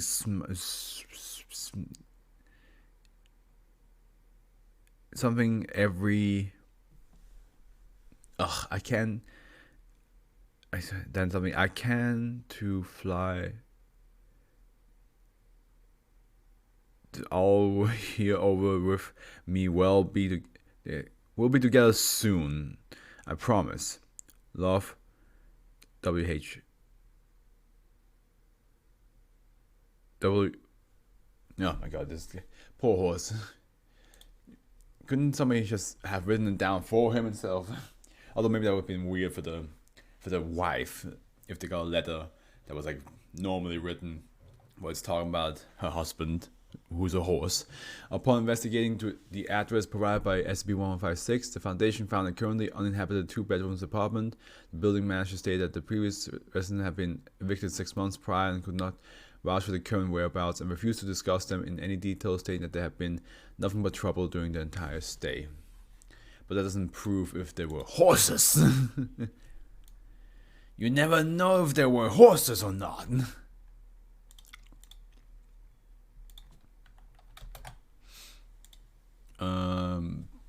Bifurcating. What is that? What is bifurcating? Bifurcating? How do you say that? Man, and I didn't even know what that means. So that's probably gonna tell us right here. Bifurcation. Bifurcation. The division of something into two branches or parts, either of two branches into which something. So it's a man that's split into two. Half right in the middle, maybe. Another key. Oh boy. This looks like it's gonna be the longest one. Okay, let's do this. Third, last SCP is gonna be like, yeah, I'm here now. Well, luckily I got snacks here, so I can keep myself. I'm a bit tired, but not like full on tired like usually, but I do feel a bit like my eyes a little bit like.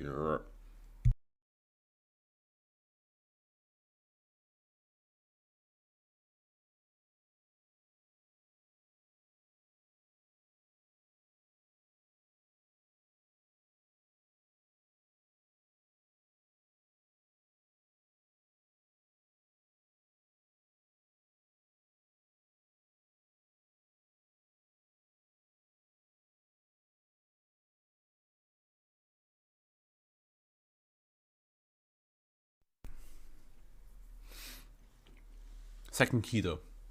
We haven't gotten a single Euclid so far. I wonder if it's gonna be all saves and ketos then. Well, majority saves. 2 ketos so far. Oh boy. You guys know all these like fake accounts that are like on YouTube that when you give a comment, they always seem to like pick the ones that have the least amount of subscribers that say like, congratulations, like it's supposed to be like it has like the face and the name of the YouTuber you left a comment on, and it's like you've been picked. And it's like, really, you really think like, I mean, I can understand like a 12-year-old kid be like, well, I think nowadays 12-year-old kids are a bit more careful or aware of scams like this, but I can imagine if I was 12, I'd be like, I would freak out like, oh my god, but I'm an adult, my man. you pretending to be somebody else and being like, hey, you won this thing, it's not going to get me to do anything. What's the title of this one again? Oh yeah, Bifurcating Man. I'm sorry about that. All instances of SCP-1157 are to be kept in separate 3 times 2 times 3 meter quarters connected to a secure common area in Sector 7. Curfews to be enforced at 11 p.m. EST every evening until 6 a.m. the following morning. Security must consist of 12 armed guards trained in crowd suppression. Dash 1 is to be kept in isolated quarters not connected to the main containment area. All staff working directly with any instances of SCP-1157 are to maintain the highest level of information security. No mention is to be made of Foundation staff names, project information, or containment procedures within the SCP-1157 containment area. Verbal communication with SCP-1157 is to be kept to an absolute minimum unless authorized by Dr. Torres. No clothing or equipment used when interacting with SCP-1157 can contain any identifying information. Personnel, including members of MTF Gamma 7, are instructed to carry only digitally encrypted forms of identification when involved in containment or study of SCP-1157. Our Task Force Gamma 7 Pied Pipers has been formed to track down and detain any uncontained instances of SCP-1157. Basic information, photographs, fingerprints, and DNA samples from SCP-1157 have been distributed to major law enforcement organizations. Coordination with local government and other MTF units will be approved on a case-by-case basis. Lethal force has been authorized as a last resort. During a bifurcation event, SCP-1157 personnel are to initiate Protocol G7 before wake-up call.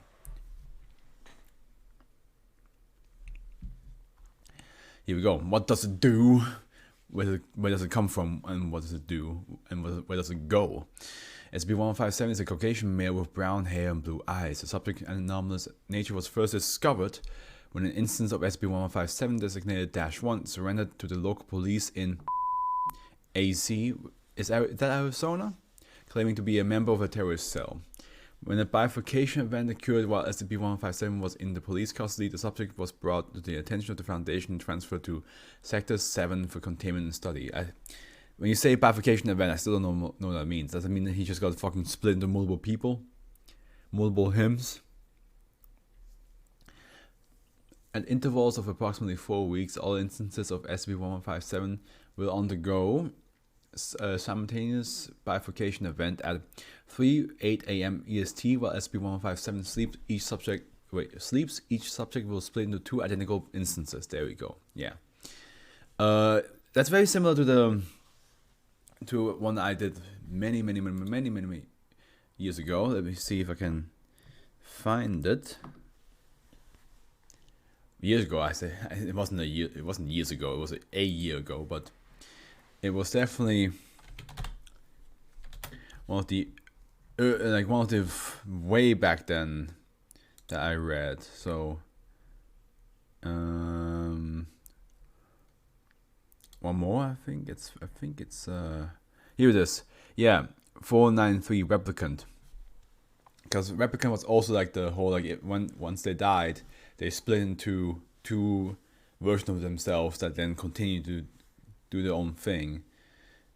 Yeah. So I think that's very similar in that number. Which one is that again? That was 493. Okay.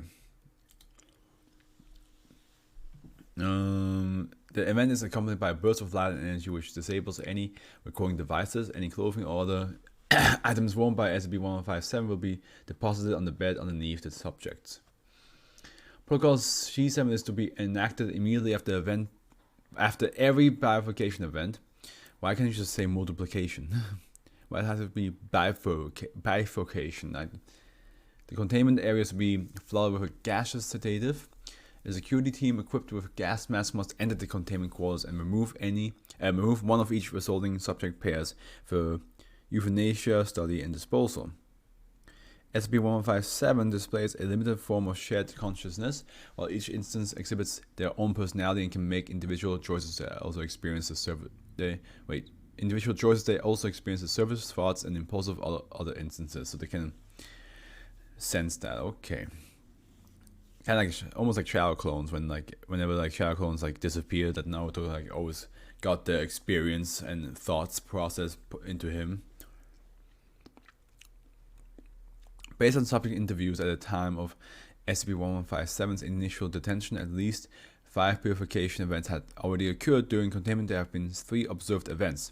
Due to the best estimation, the current status of SCP-1157 is as follows: 32 instances contained, 34 instances confirmed deceased, 45 instances euthanized during containment, 86 instances unaccounted for. That's a lot of ones that are unaccounted for. Here we have the interview. Interview -1/1, Dr. Torres. Following initial containment, the 2 instances of -1 were separated and individual questioned. Okay.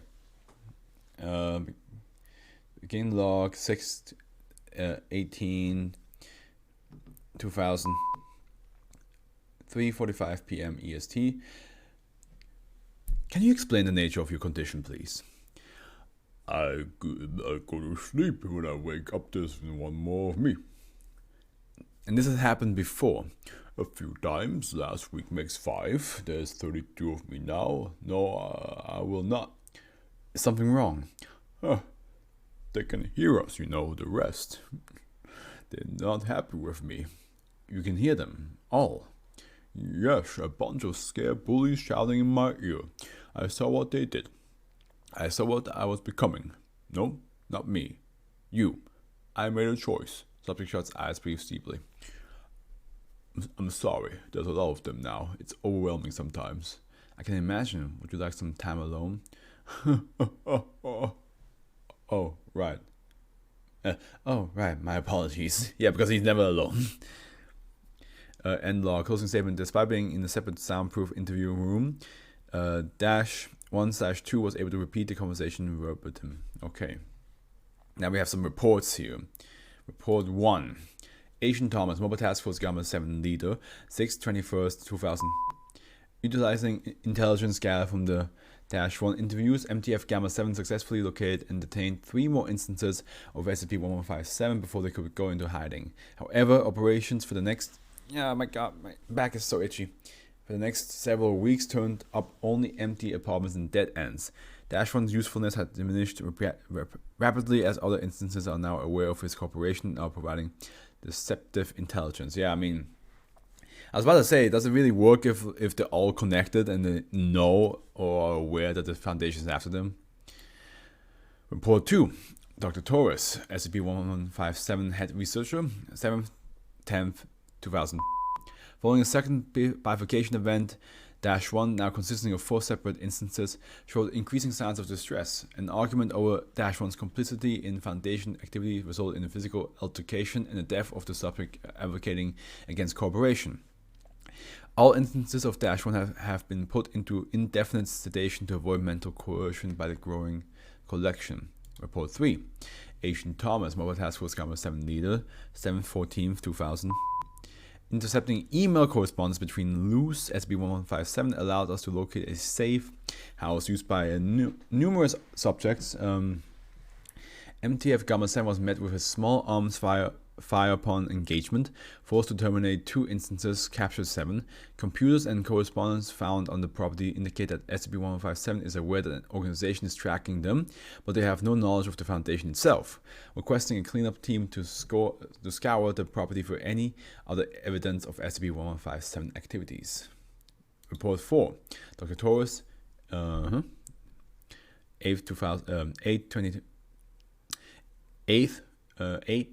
2020, excuse me. The 8th, 2020, 22nd, 2000. That's what I want to say. I don't know why I can't say 2020. I want to say 22nd. Interviews with instances of SCP-1157 reveal a narcissistic personality, increasing distrust and contempt for anyone that is not SCP-1157. Subjects have also shown increasingly skillful attempts at tricking researchers into revealing sensitive information. Outside of -1, the subject remains uncooperative. Report 5. Agent Wilson, Mobile Task Force Gamma 7 Lieutenant, 8/29/2000. Agent Thomas was lost in our latest engagement with SCP-1157 along with 2 other Gamma 7 team 7 members. The bastards have spent the last month training and stockpiling weapons. The warehouse we tracked a subject to held enough. The warehouse we tracked a subject to held enough SCP-1157 to outnumber us 3-1, all armed. Even after capturing 16 and killing 31, there are likely even more SCP-1157 unaccounted for now than they were when we first discovered them. I'm submitting a request for at least a tripling of Gamma 7's numbers and resources. If we don't lock this down in the next month or 2, we're going to start seeing these guys on every street corner. That's kind of freaky if you think about that. Every time, you see the same guy down the street multiple times. Oh my god. Dr. Torres, SCP-1157 head researcher, yep. 9th, 22nd, 2000 is what I want to do. The contained instance of SCP-1157 attempted a riot to break out of Sector 7.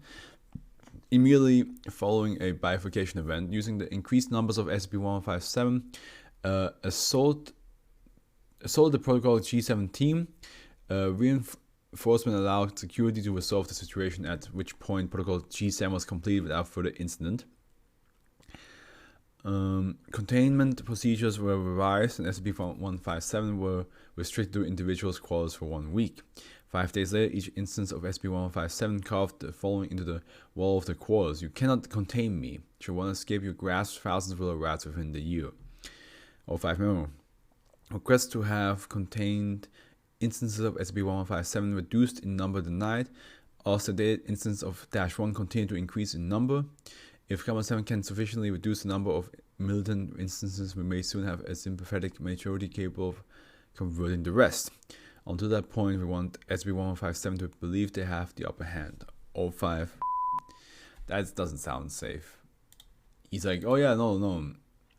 Let them do their thing and let the -1 keep on multiplying because, he's on our side. But for how long? For how long is he on our side,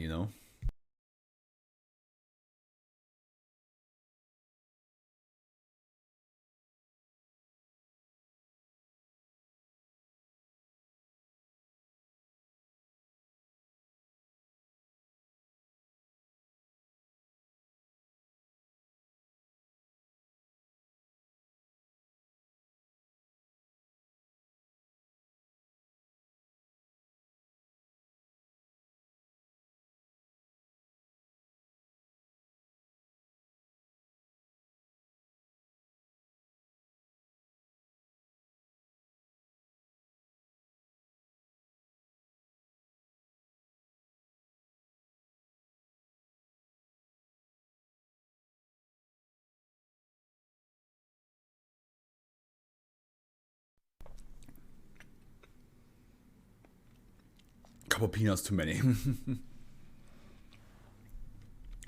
I want to see something.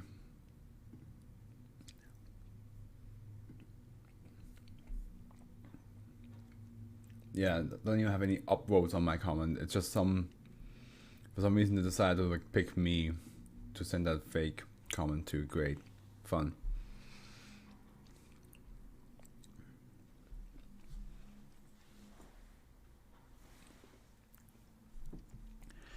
Okay, arboreal jellyfish puppeteers. First of all, what the hell is arboreal? What the hell is that?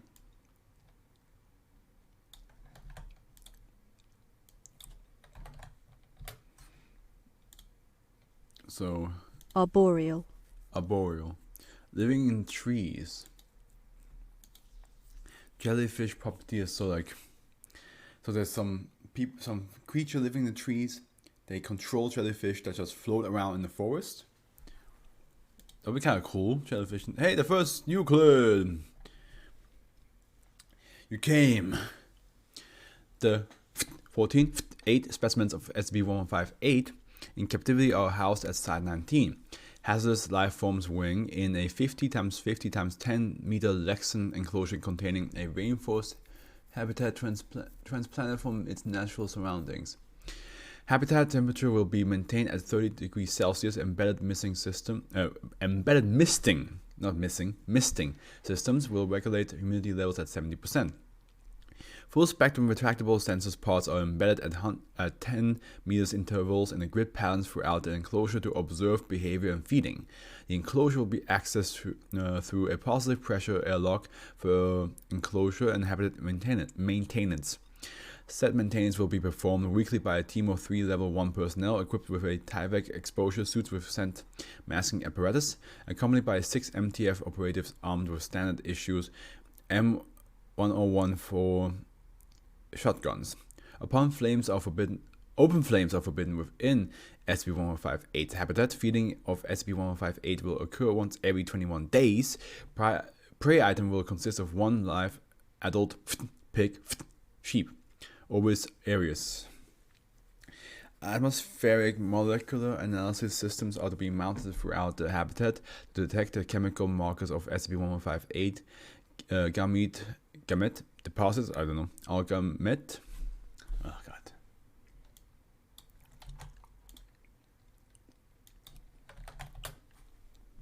Gamete. Mature haploid male or female germ cell, which is deposits are to be collected for research. Gamete deposits not used in research are to be incinerated. No breeding experiments are currently authorized. SCP-1158 is an airborne carnivorous arboreal predator, superficially resembling a very large olive drab Portuguese man-o'-war, Physalia physalis, particular in its colonial polyp attributes. I gotta look this thing up.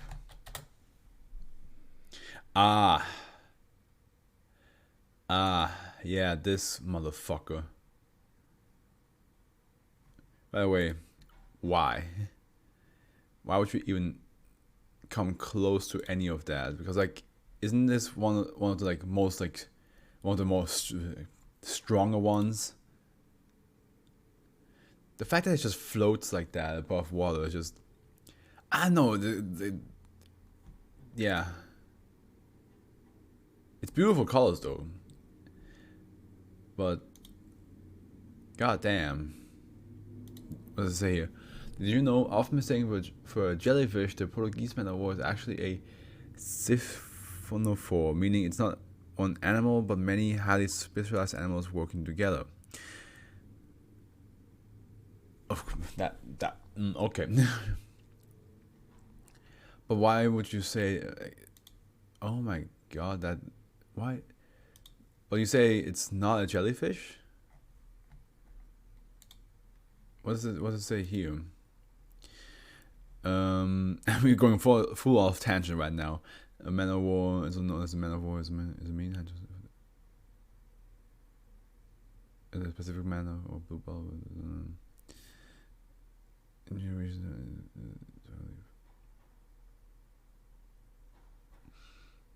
Although it superficially resembles a jellyfish, the Portuguese man-o'-war is in fact as if like also. Oh. Well, SCP, you gotta change the title. It's not a jellyfish. It just looks like one. Particularly in its colonial polyp attributes, known habitat currently consists of deciduous rainforest within a 500-kilometer radius surrounding.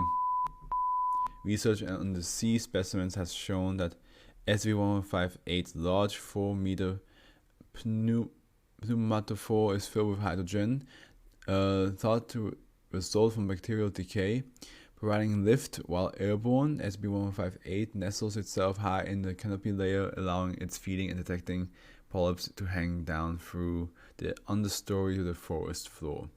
These polyps are effectively camouflaged among the various vines and branches present. The dactylozoid polyp bundles are to a limited degree prehensile, SCP-1158 has been observed at an altitude greater than the canopy immersion layer, seemingly preferring to remain silently hidden beneath the foliage. Prey appears limited to so far to mammals and reptiles with a mass of approximately 50 kilometers or greater. Once a victim makes contact with a dactylozoid polyps lying on the ground or adjacent to a tree, nematocysts in the polyp strands inject a paralyzing neurotoxin while nearby polyp threads wrap around the victim's extremities. Oh god, the wrap around. The only time I want to hear wrap around is if it's allow me a girlfriend. For reasons which have not yet been determined, all species of pig, genus Sus, tested thus far have proven to be completely unaffected by SCP-1158's neurotoxin. Well, shit, you gotta make armor out of pig hide to survive this shit. Experiment or pig leather, I guess, because they don't really have a hide, do they? I mean, I assume some pigs do. Experimentation indicates that envenomation and envelopment take approximately 6 seconds. At this time, primary feeding polyps enter the victim's body through all available orifices and anchor themselves inside. Once anchored, the powerful digestive enzymes are delivered, which break down internal organs for absorption by the polyps. Oh my god, not only do they look like men of war, but they just completely destroy you. The process has been observed to last approximately 4 days, with the victim expiring approximately 2 days after capture. During the digestion and absorption process, if a captive subject is approached by other large vertebrates, it will stand on its hind legs and wave its front legs. If the captive subject is a human, this will produce a beckoning effect. As in like, oh, okay, so that's why they're puppeteers, because they make the humans go beckon for other humans to come closer so they can have more victims. Makes sense. Specimens of SCP-1158 were first discovered on 2000, approximately 400 kilometers from, during deforestation operations pursuant to the construction of the and near the river. 2 days after several advance parties went missing, subsequent search teams located 2 party members seemingly at rest near the buttresses of a large cyber tree. The 2 subjects were initially unresponsive, then appeared to be waving. The search teams over for assistance. When approached, it was observed that the 2 subjects' arms were suspended by very thin vines that were making them move. As the search team's medical personnel moved to assist, team members began stepping on and making contact with feeding polyps from several specimens of SCP-1158 hovering nearby, at which point the specimens attacked, resulting in 11 casualties. Subsequent newspaper reports garnered the attention of the Foundation, which then moved to have the area quarantined. 14 specimens were taken into custody. Incident E3 on 2000, 14 days after SCP-1158 specimens were placed in the habitat at Site 19, a domestic pig, Zeus scroffa, was introduced into the habitat to serve as a prey item. After several minutes of exploring the habitat, the pig became ensnared in SCP-1158's dactylozoid polyps as expected, but remained unaffected by SCP-1158's neurotoxin. Instead, the pig chewed through the polyps, severing them. The pig then seized the remaining polyps in its mouth and used them to pull SCP-1158 specimens from the arboreal canopy, at which point it trampled them to death and fed upon the remains. 6 specimens were lost before the pig was shot. The pig is like, oh, this is some good shit. Give me all of them. Hey, at least if you have to get rid of this SCP, just know, pigs. So remember the pigs, and you're good. Last one, the Wind Harp. Just reminds me of Wind Waker.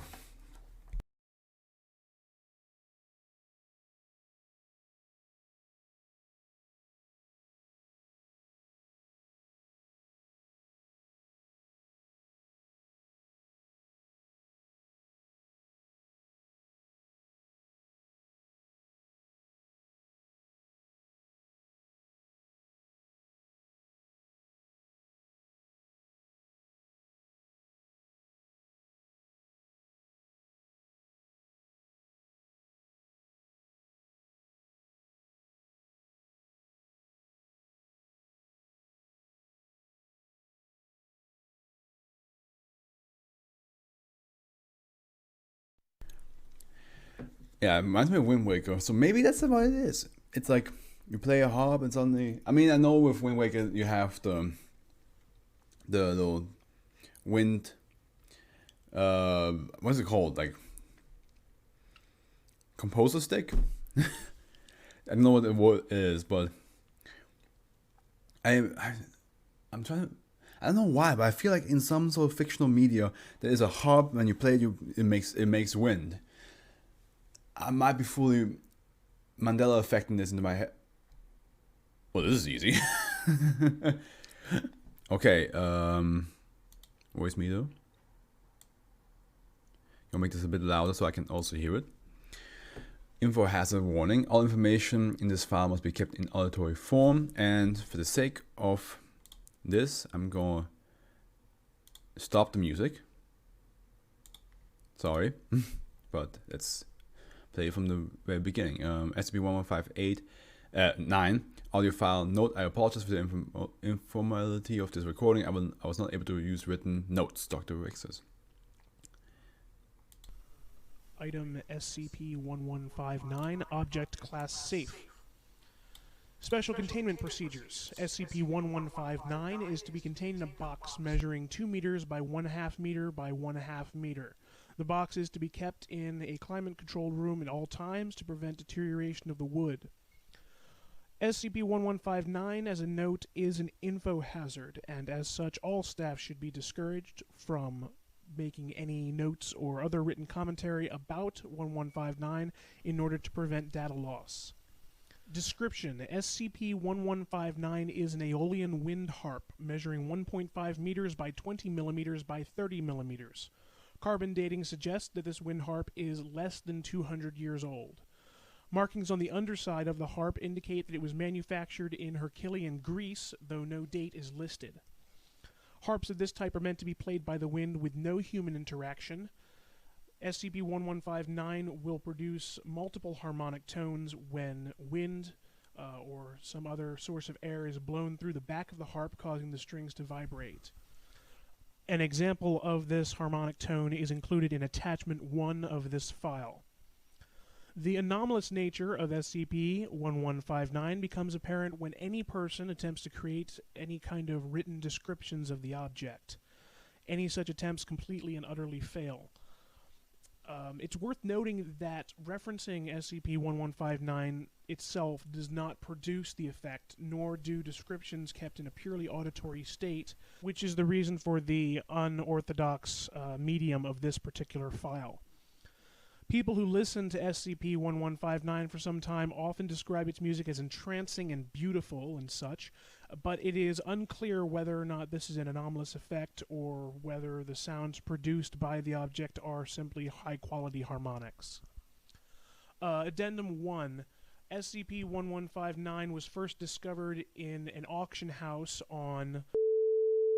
in New York. An elderly male subject mentioned to a Foundation agent posing as a customer while on standard containment patrol that he had a beautiful harp in the back of his shop. The agent asked for the price of the harp, and the subject was not able to produce one, stating that he had not had an opportunity to write it down. He did note that that was an unusual occurrence, but he said that it was certainly just an oversight on his part.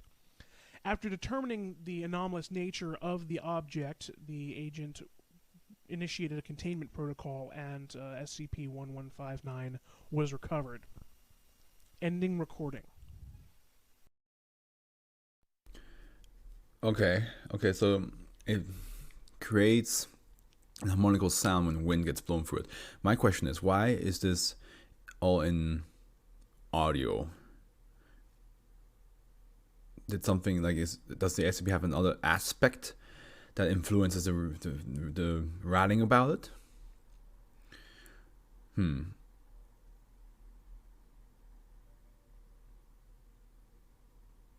I wonder, but let's go on. Addendum 1159 TAC A. Attempts to write down descriptions of SCP-1159 have not been met with success.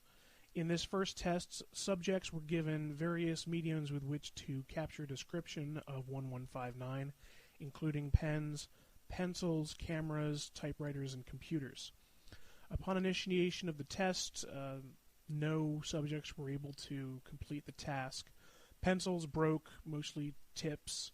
One pencil was found to have no lead in it. Pens began leaking all over the paper. Two of the pens had their tips rupture. The cameras were also unsuccessful. The digital camera suffered corrupted files, and one suffered a short circuit. The analog cameras found that all of their film had been overexposed. The computers all suffered fatal malfunctions, and the typewriter suffered a mechanical malfunction, including a broken gear and several broken keys.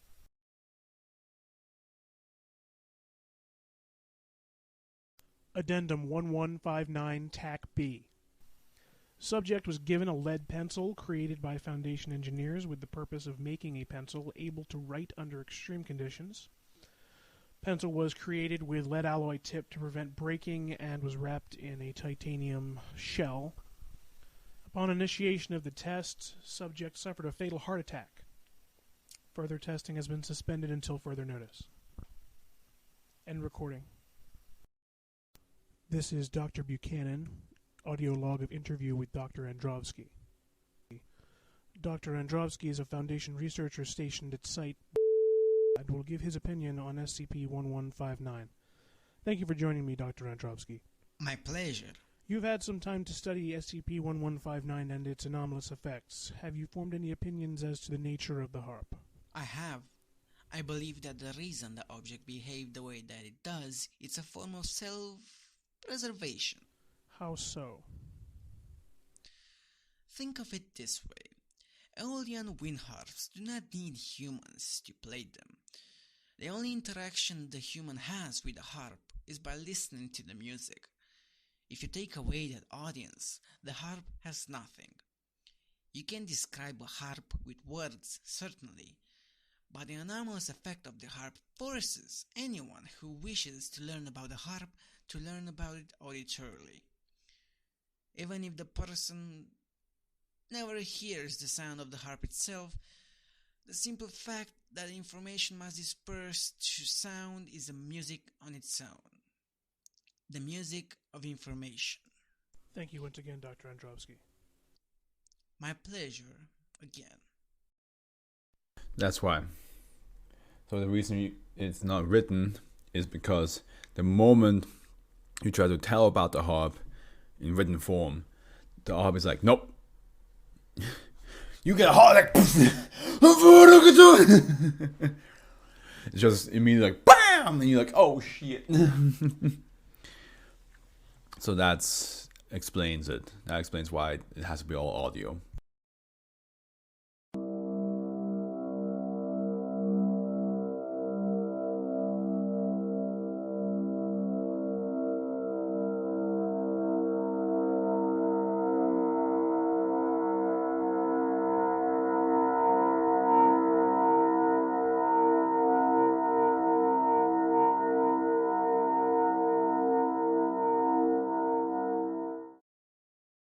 Nice. Okay. Okay. That's it. That's honestly, I like the. I always like SCPs that influence the way the Foundation has to write them, or it influences just the writing style in general. Because every SCP like is written in a similar fashion. It's always like how it's contained, what it does, and then occasionally you have the interviews, occasionally you have the experiments, occasionally you have some addendums. Sometimes even like a page that has like a whole story, right? But whenever like the SCP influences the main writing of the page, or like how the page has to be written or done, that's when I'm always fascinated by that. So, but yeah, a common raccoon is on the top of my list because the idea that you are a regular human being, but everybody, literally everybody, even your loved ones and animals see you as a raccoon, and there's nothing you can do about it, is scary because, as you saw from the picture, he is being put in a cage. He's probably around like 1.7 meters tall, 170 centimeters. Like he's probably that tall, and they're putting him in a cage meant for a raccoon. It's probably not big enough to fit him. He must hate it.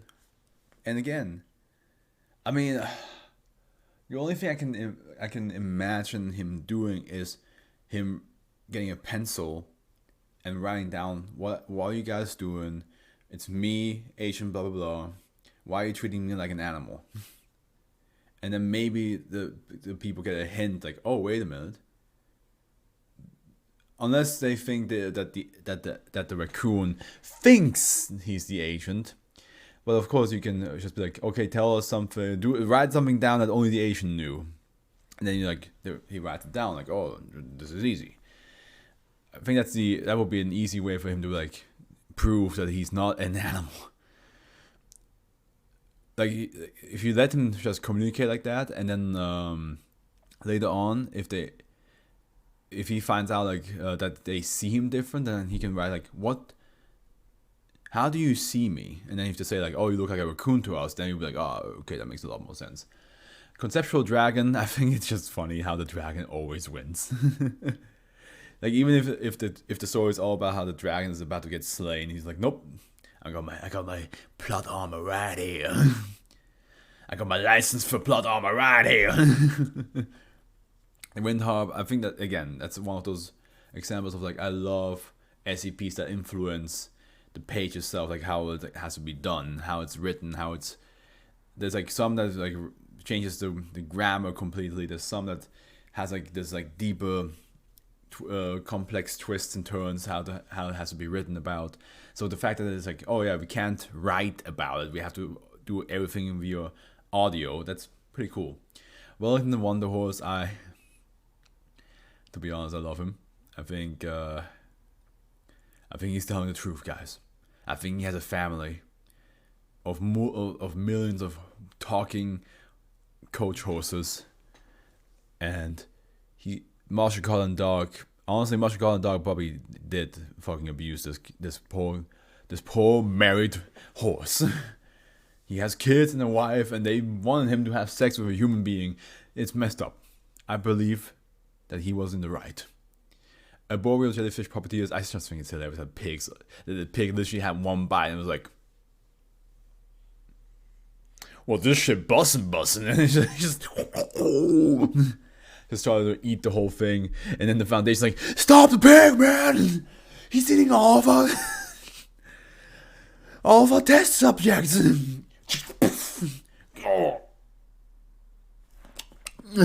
Just one more bite. Predatory street art, I mean, Banksy would be impressed. just street art that just goes around killing people. Well, it first tears apart the person a lot, and then it goes on with just complete abducting. It's like, it's almost, I know it's supposed to be humanoid with an owl head, but it's almost like an invisible owlbear. It's just, the only way to like see it or feel it is by looking at the painting. And so it's definitely scary. Bifurcating, man, that word bifurcating, I'm gonna forget it because I don't like it. There's some words that like the moment you hear it the first time, or like you have the explanation of it, you immediately like, yeah, that's cool. Bamboozled, that word is fun to say. Serendipity, it's a beautiful word. Bifurcating, that is not fun to say. It doesn't sound nice. It just means that they divide into two people. You can just have like the dividing or multiplying man, right? It's like the same lesson, the same story would have come across. I'm not saying that the story is bad though, because like the idea of an army of the same person being constructed outside of the Foundation's control, and they all are connected. First of all, the idea of mind reading, a lot of people want to like read minds, but of course the argument always is, well, you're gonna have thousands of minds being flooded into your head if you walk in public. This is exactly it. What one of them is experiencing. He just wants to talk to somebody, and everybody's just judging and yelling at him for everything he says or does. It's a cruel fate. A handy mock. I mean,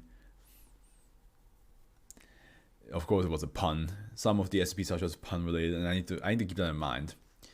But the fact that like the smiley face on your hand makes you think that your actual head is a tumor, and it's like, yeah, gotta get rid of it, is concerning.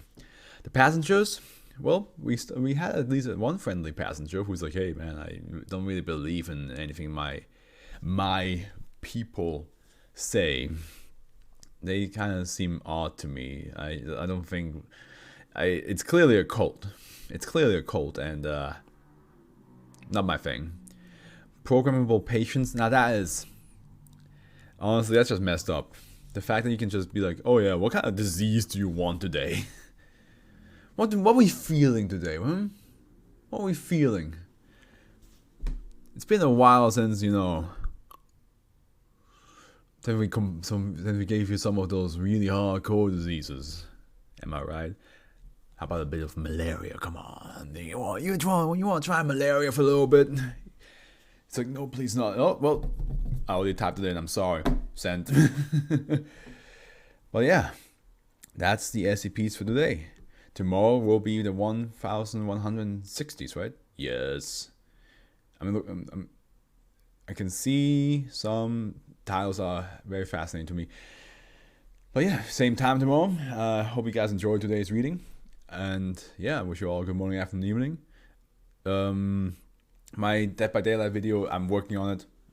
Really hard. It is a longer video than usual. I realized every Dead by Daylight video I've made becomes longer than the other one. The first one was 17 minutes long. The second one was 26 minutes long. This is now 36 minutes long, which I need to get a better control with that, because at the end I have to, the subtitling, it takes so much more time than I expected. So I need to find a way to make it at least only 20 minutes or 25 minutes at max.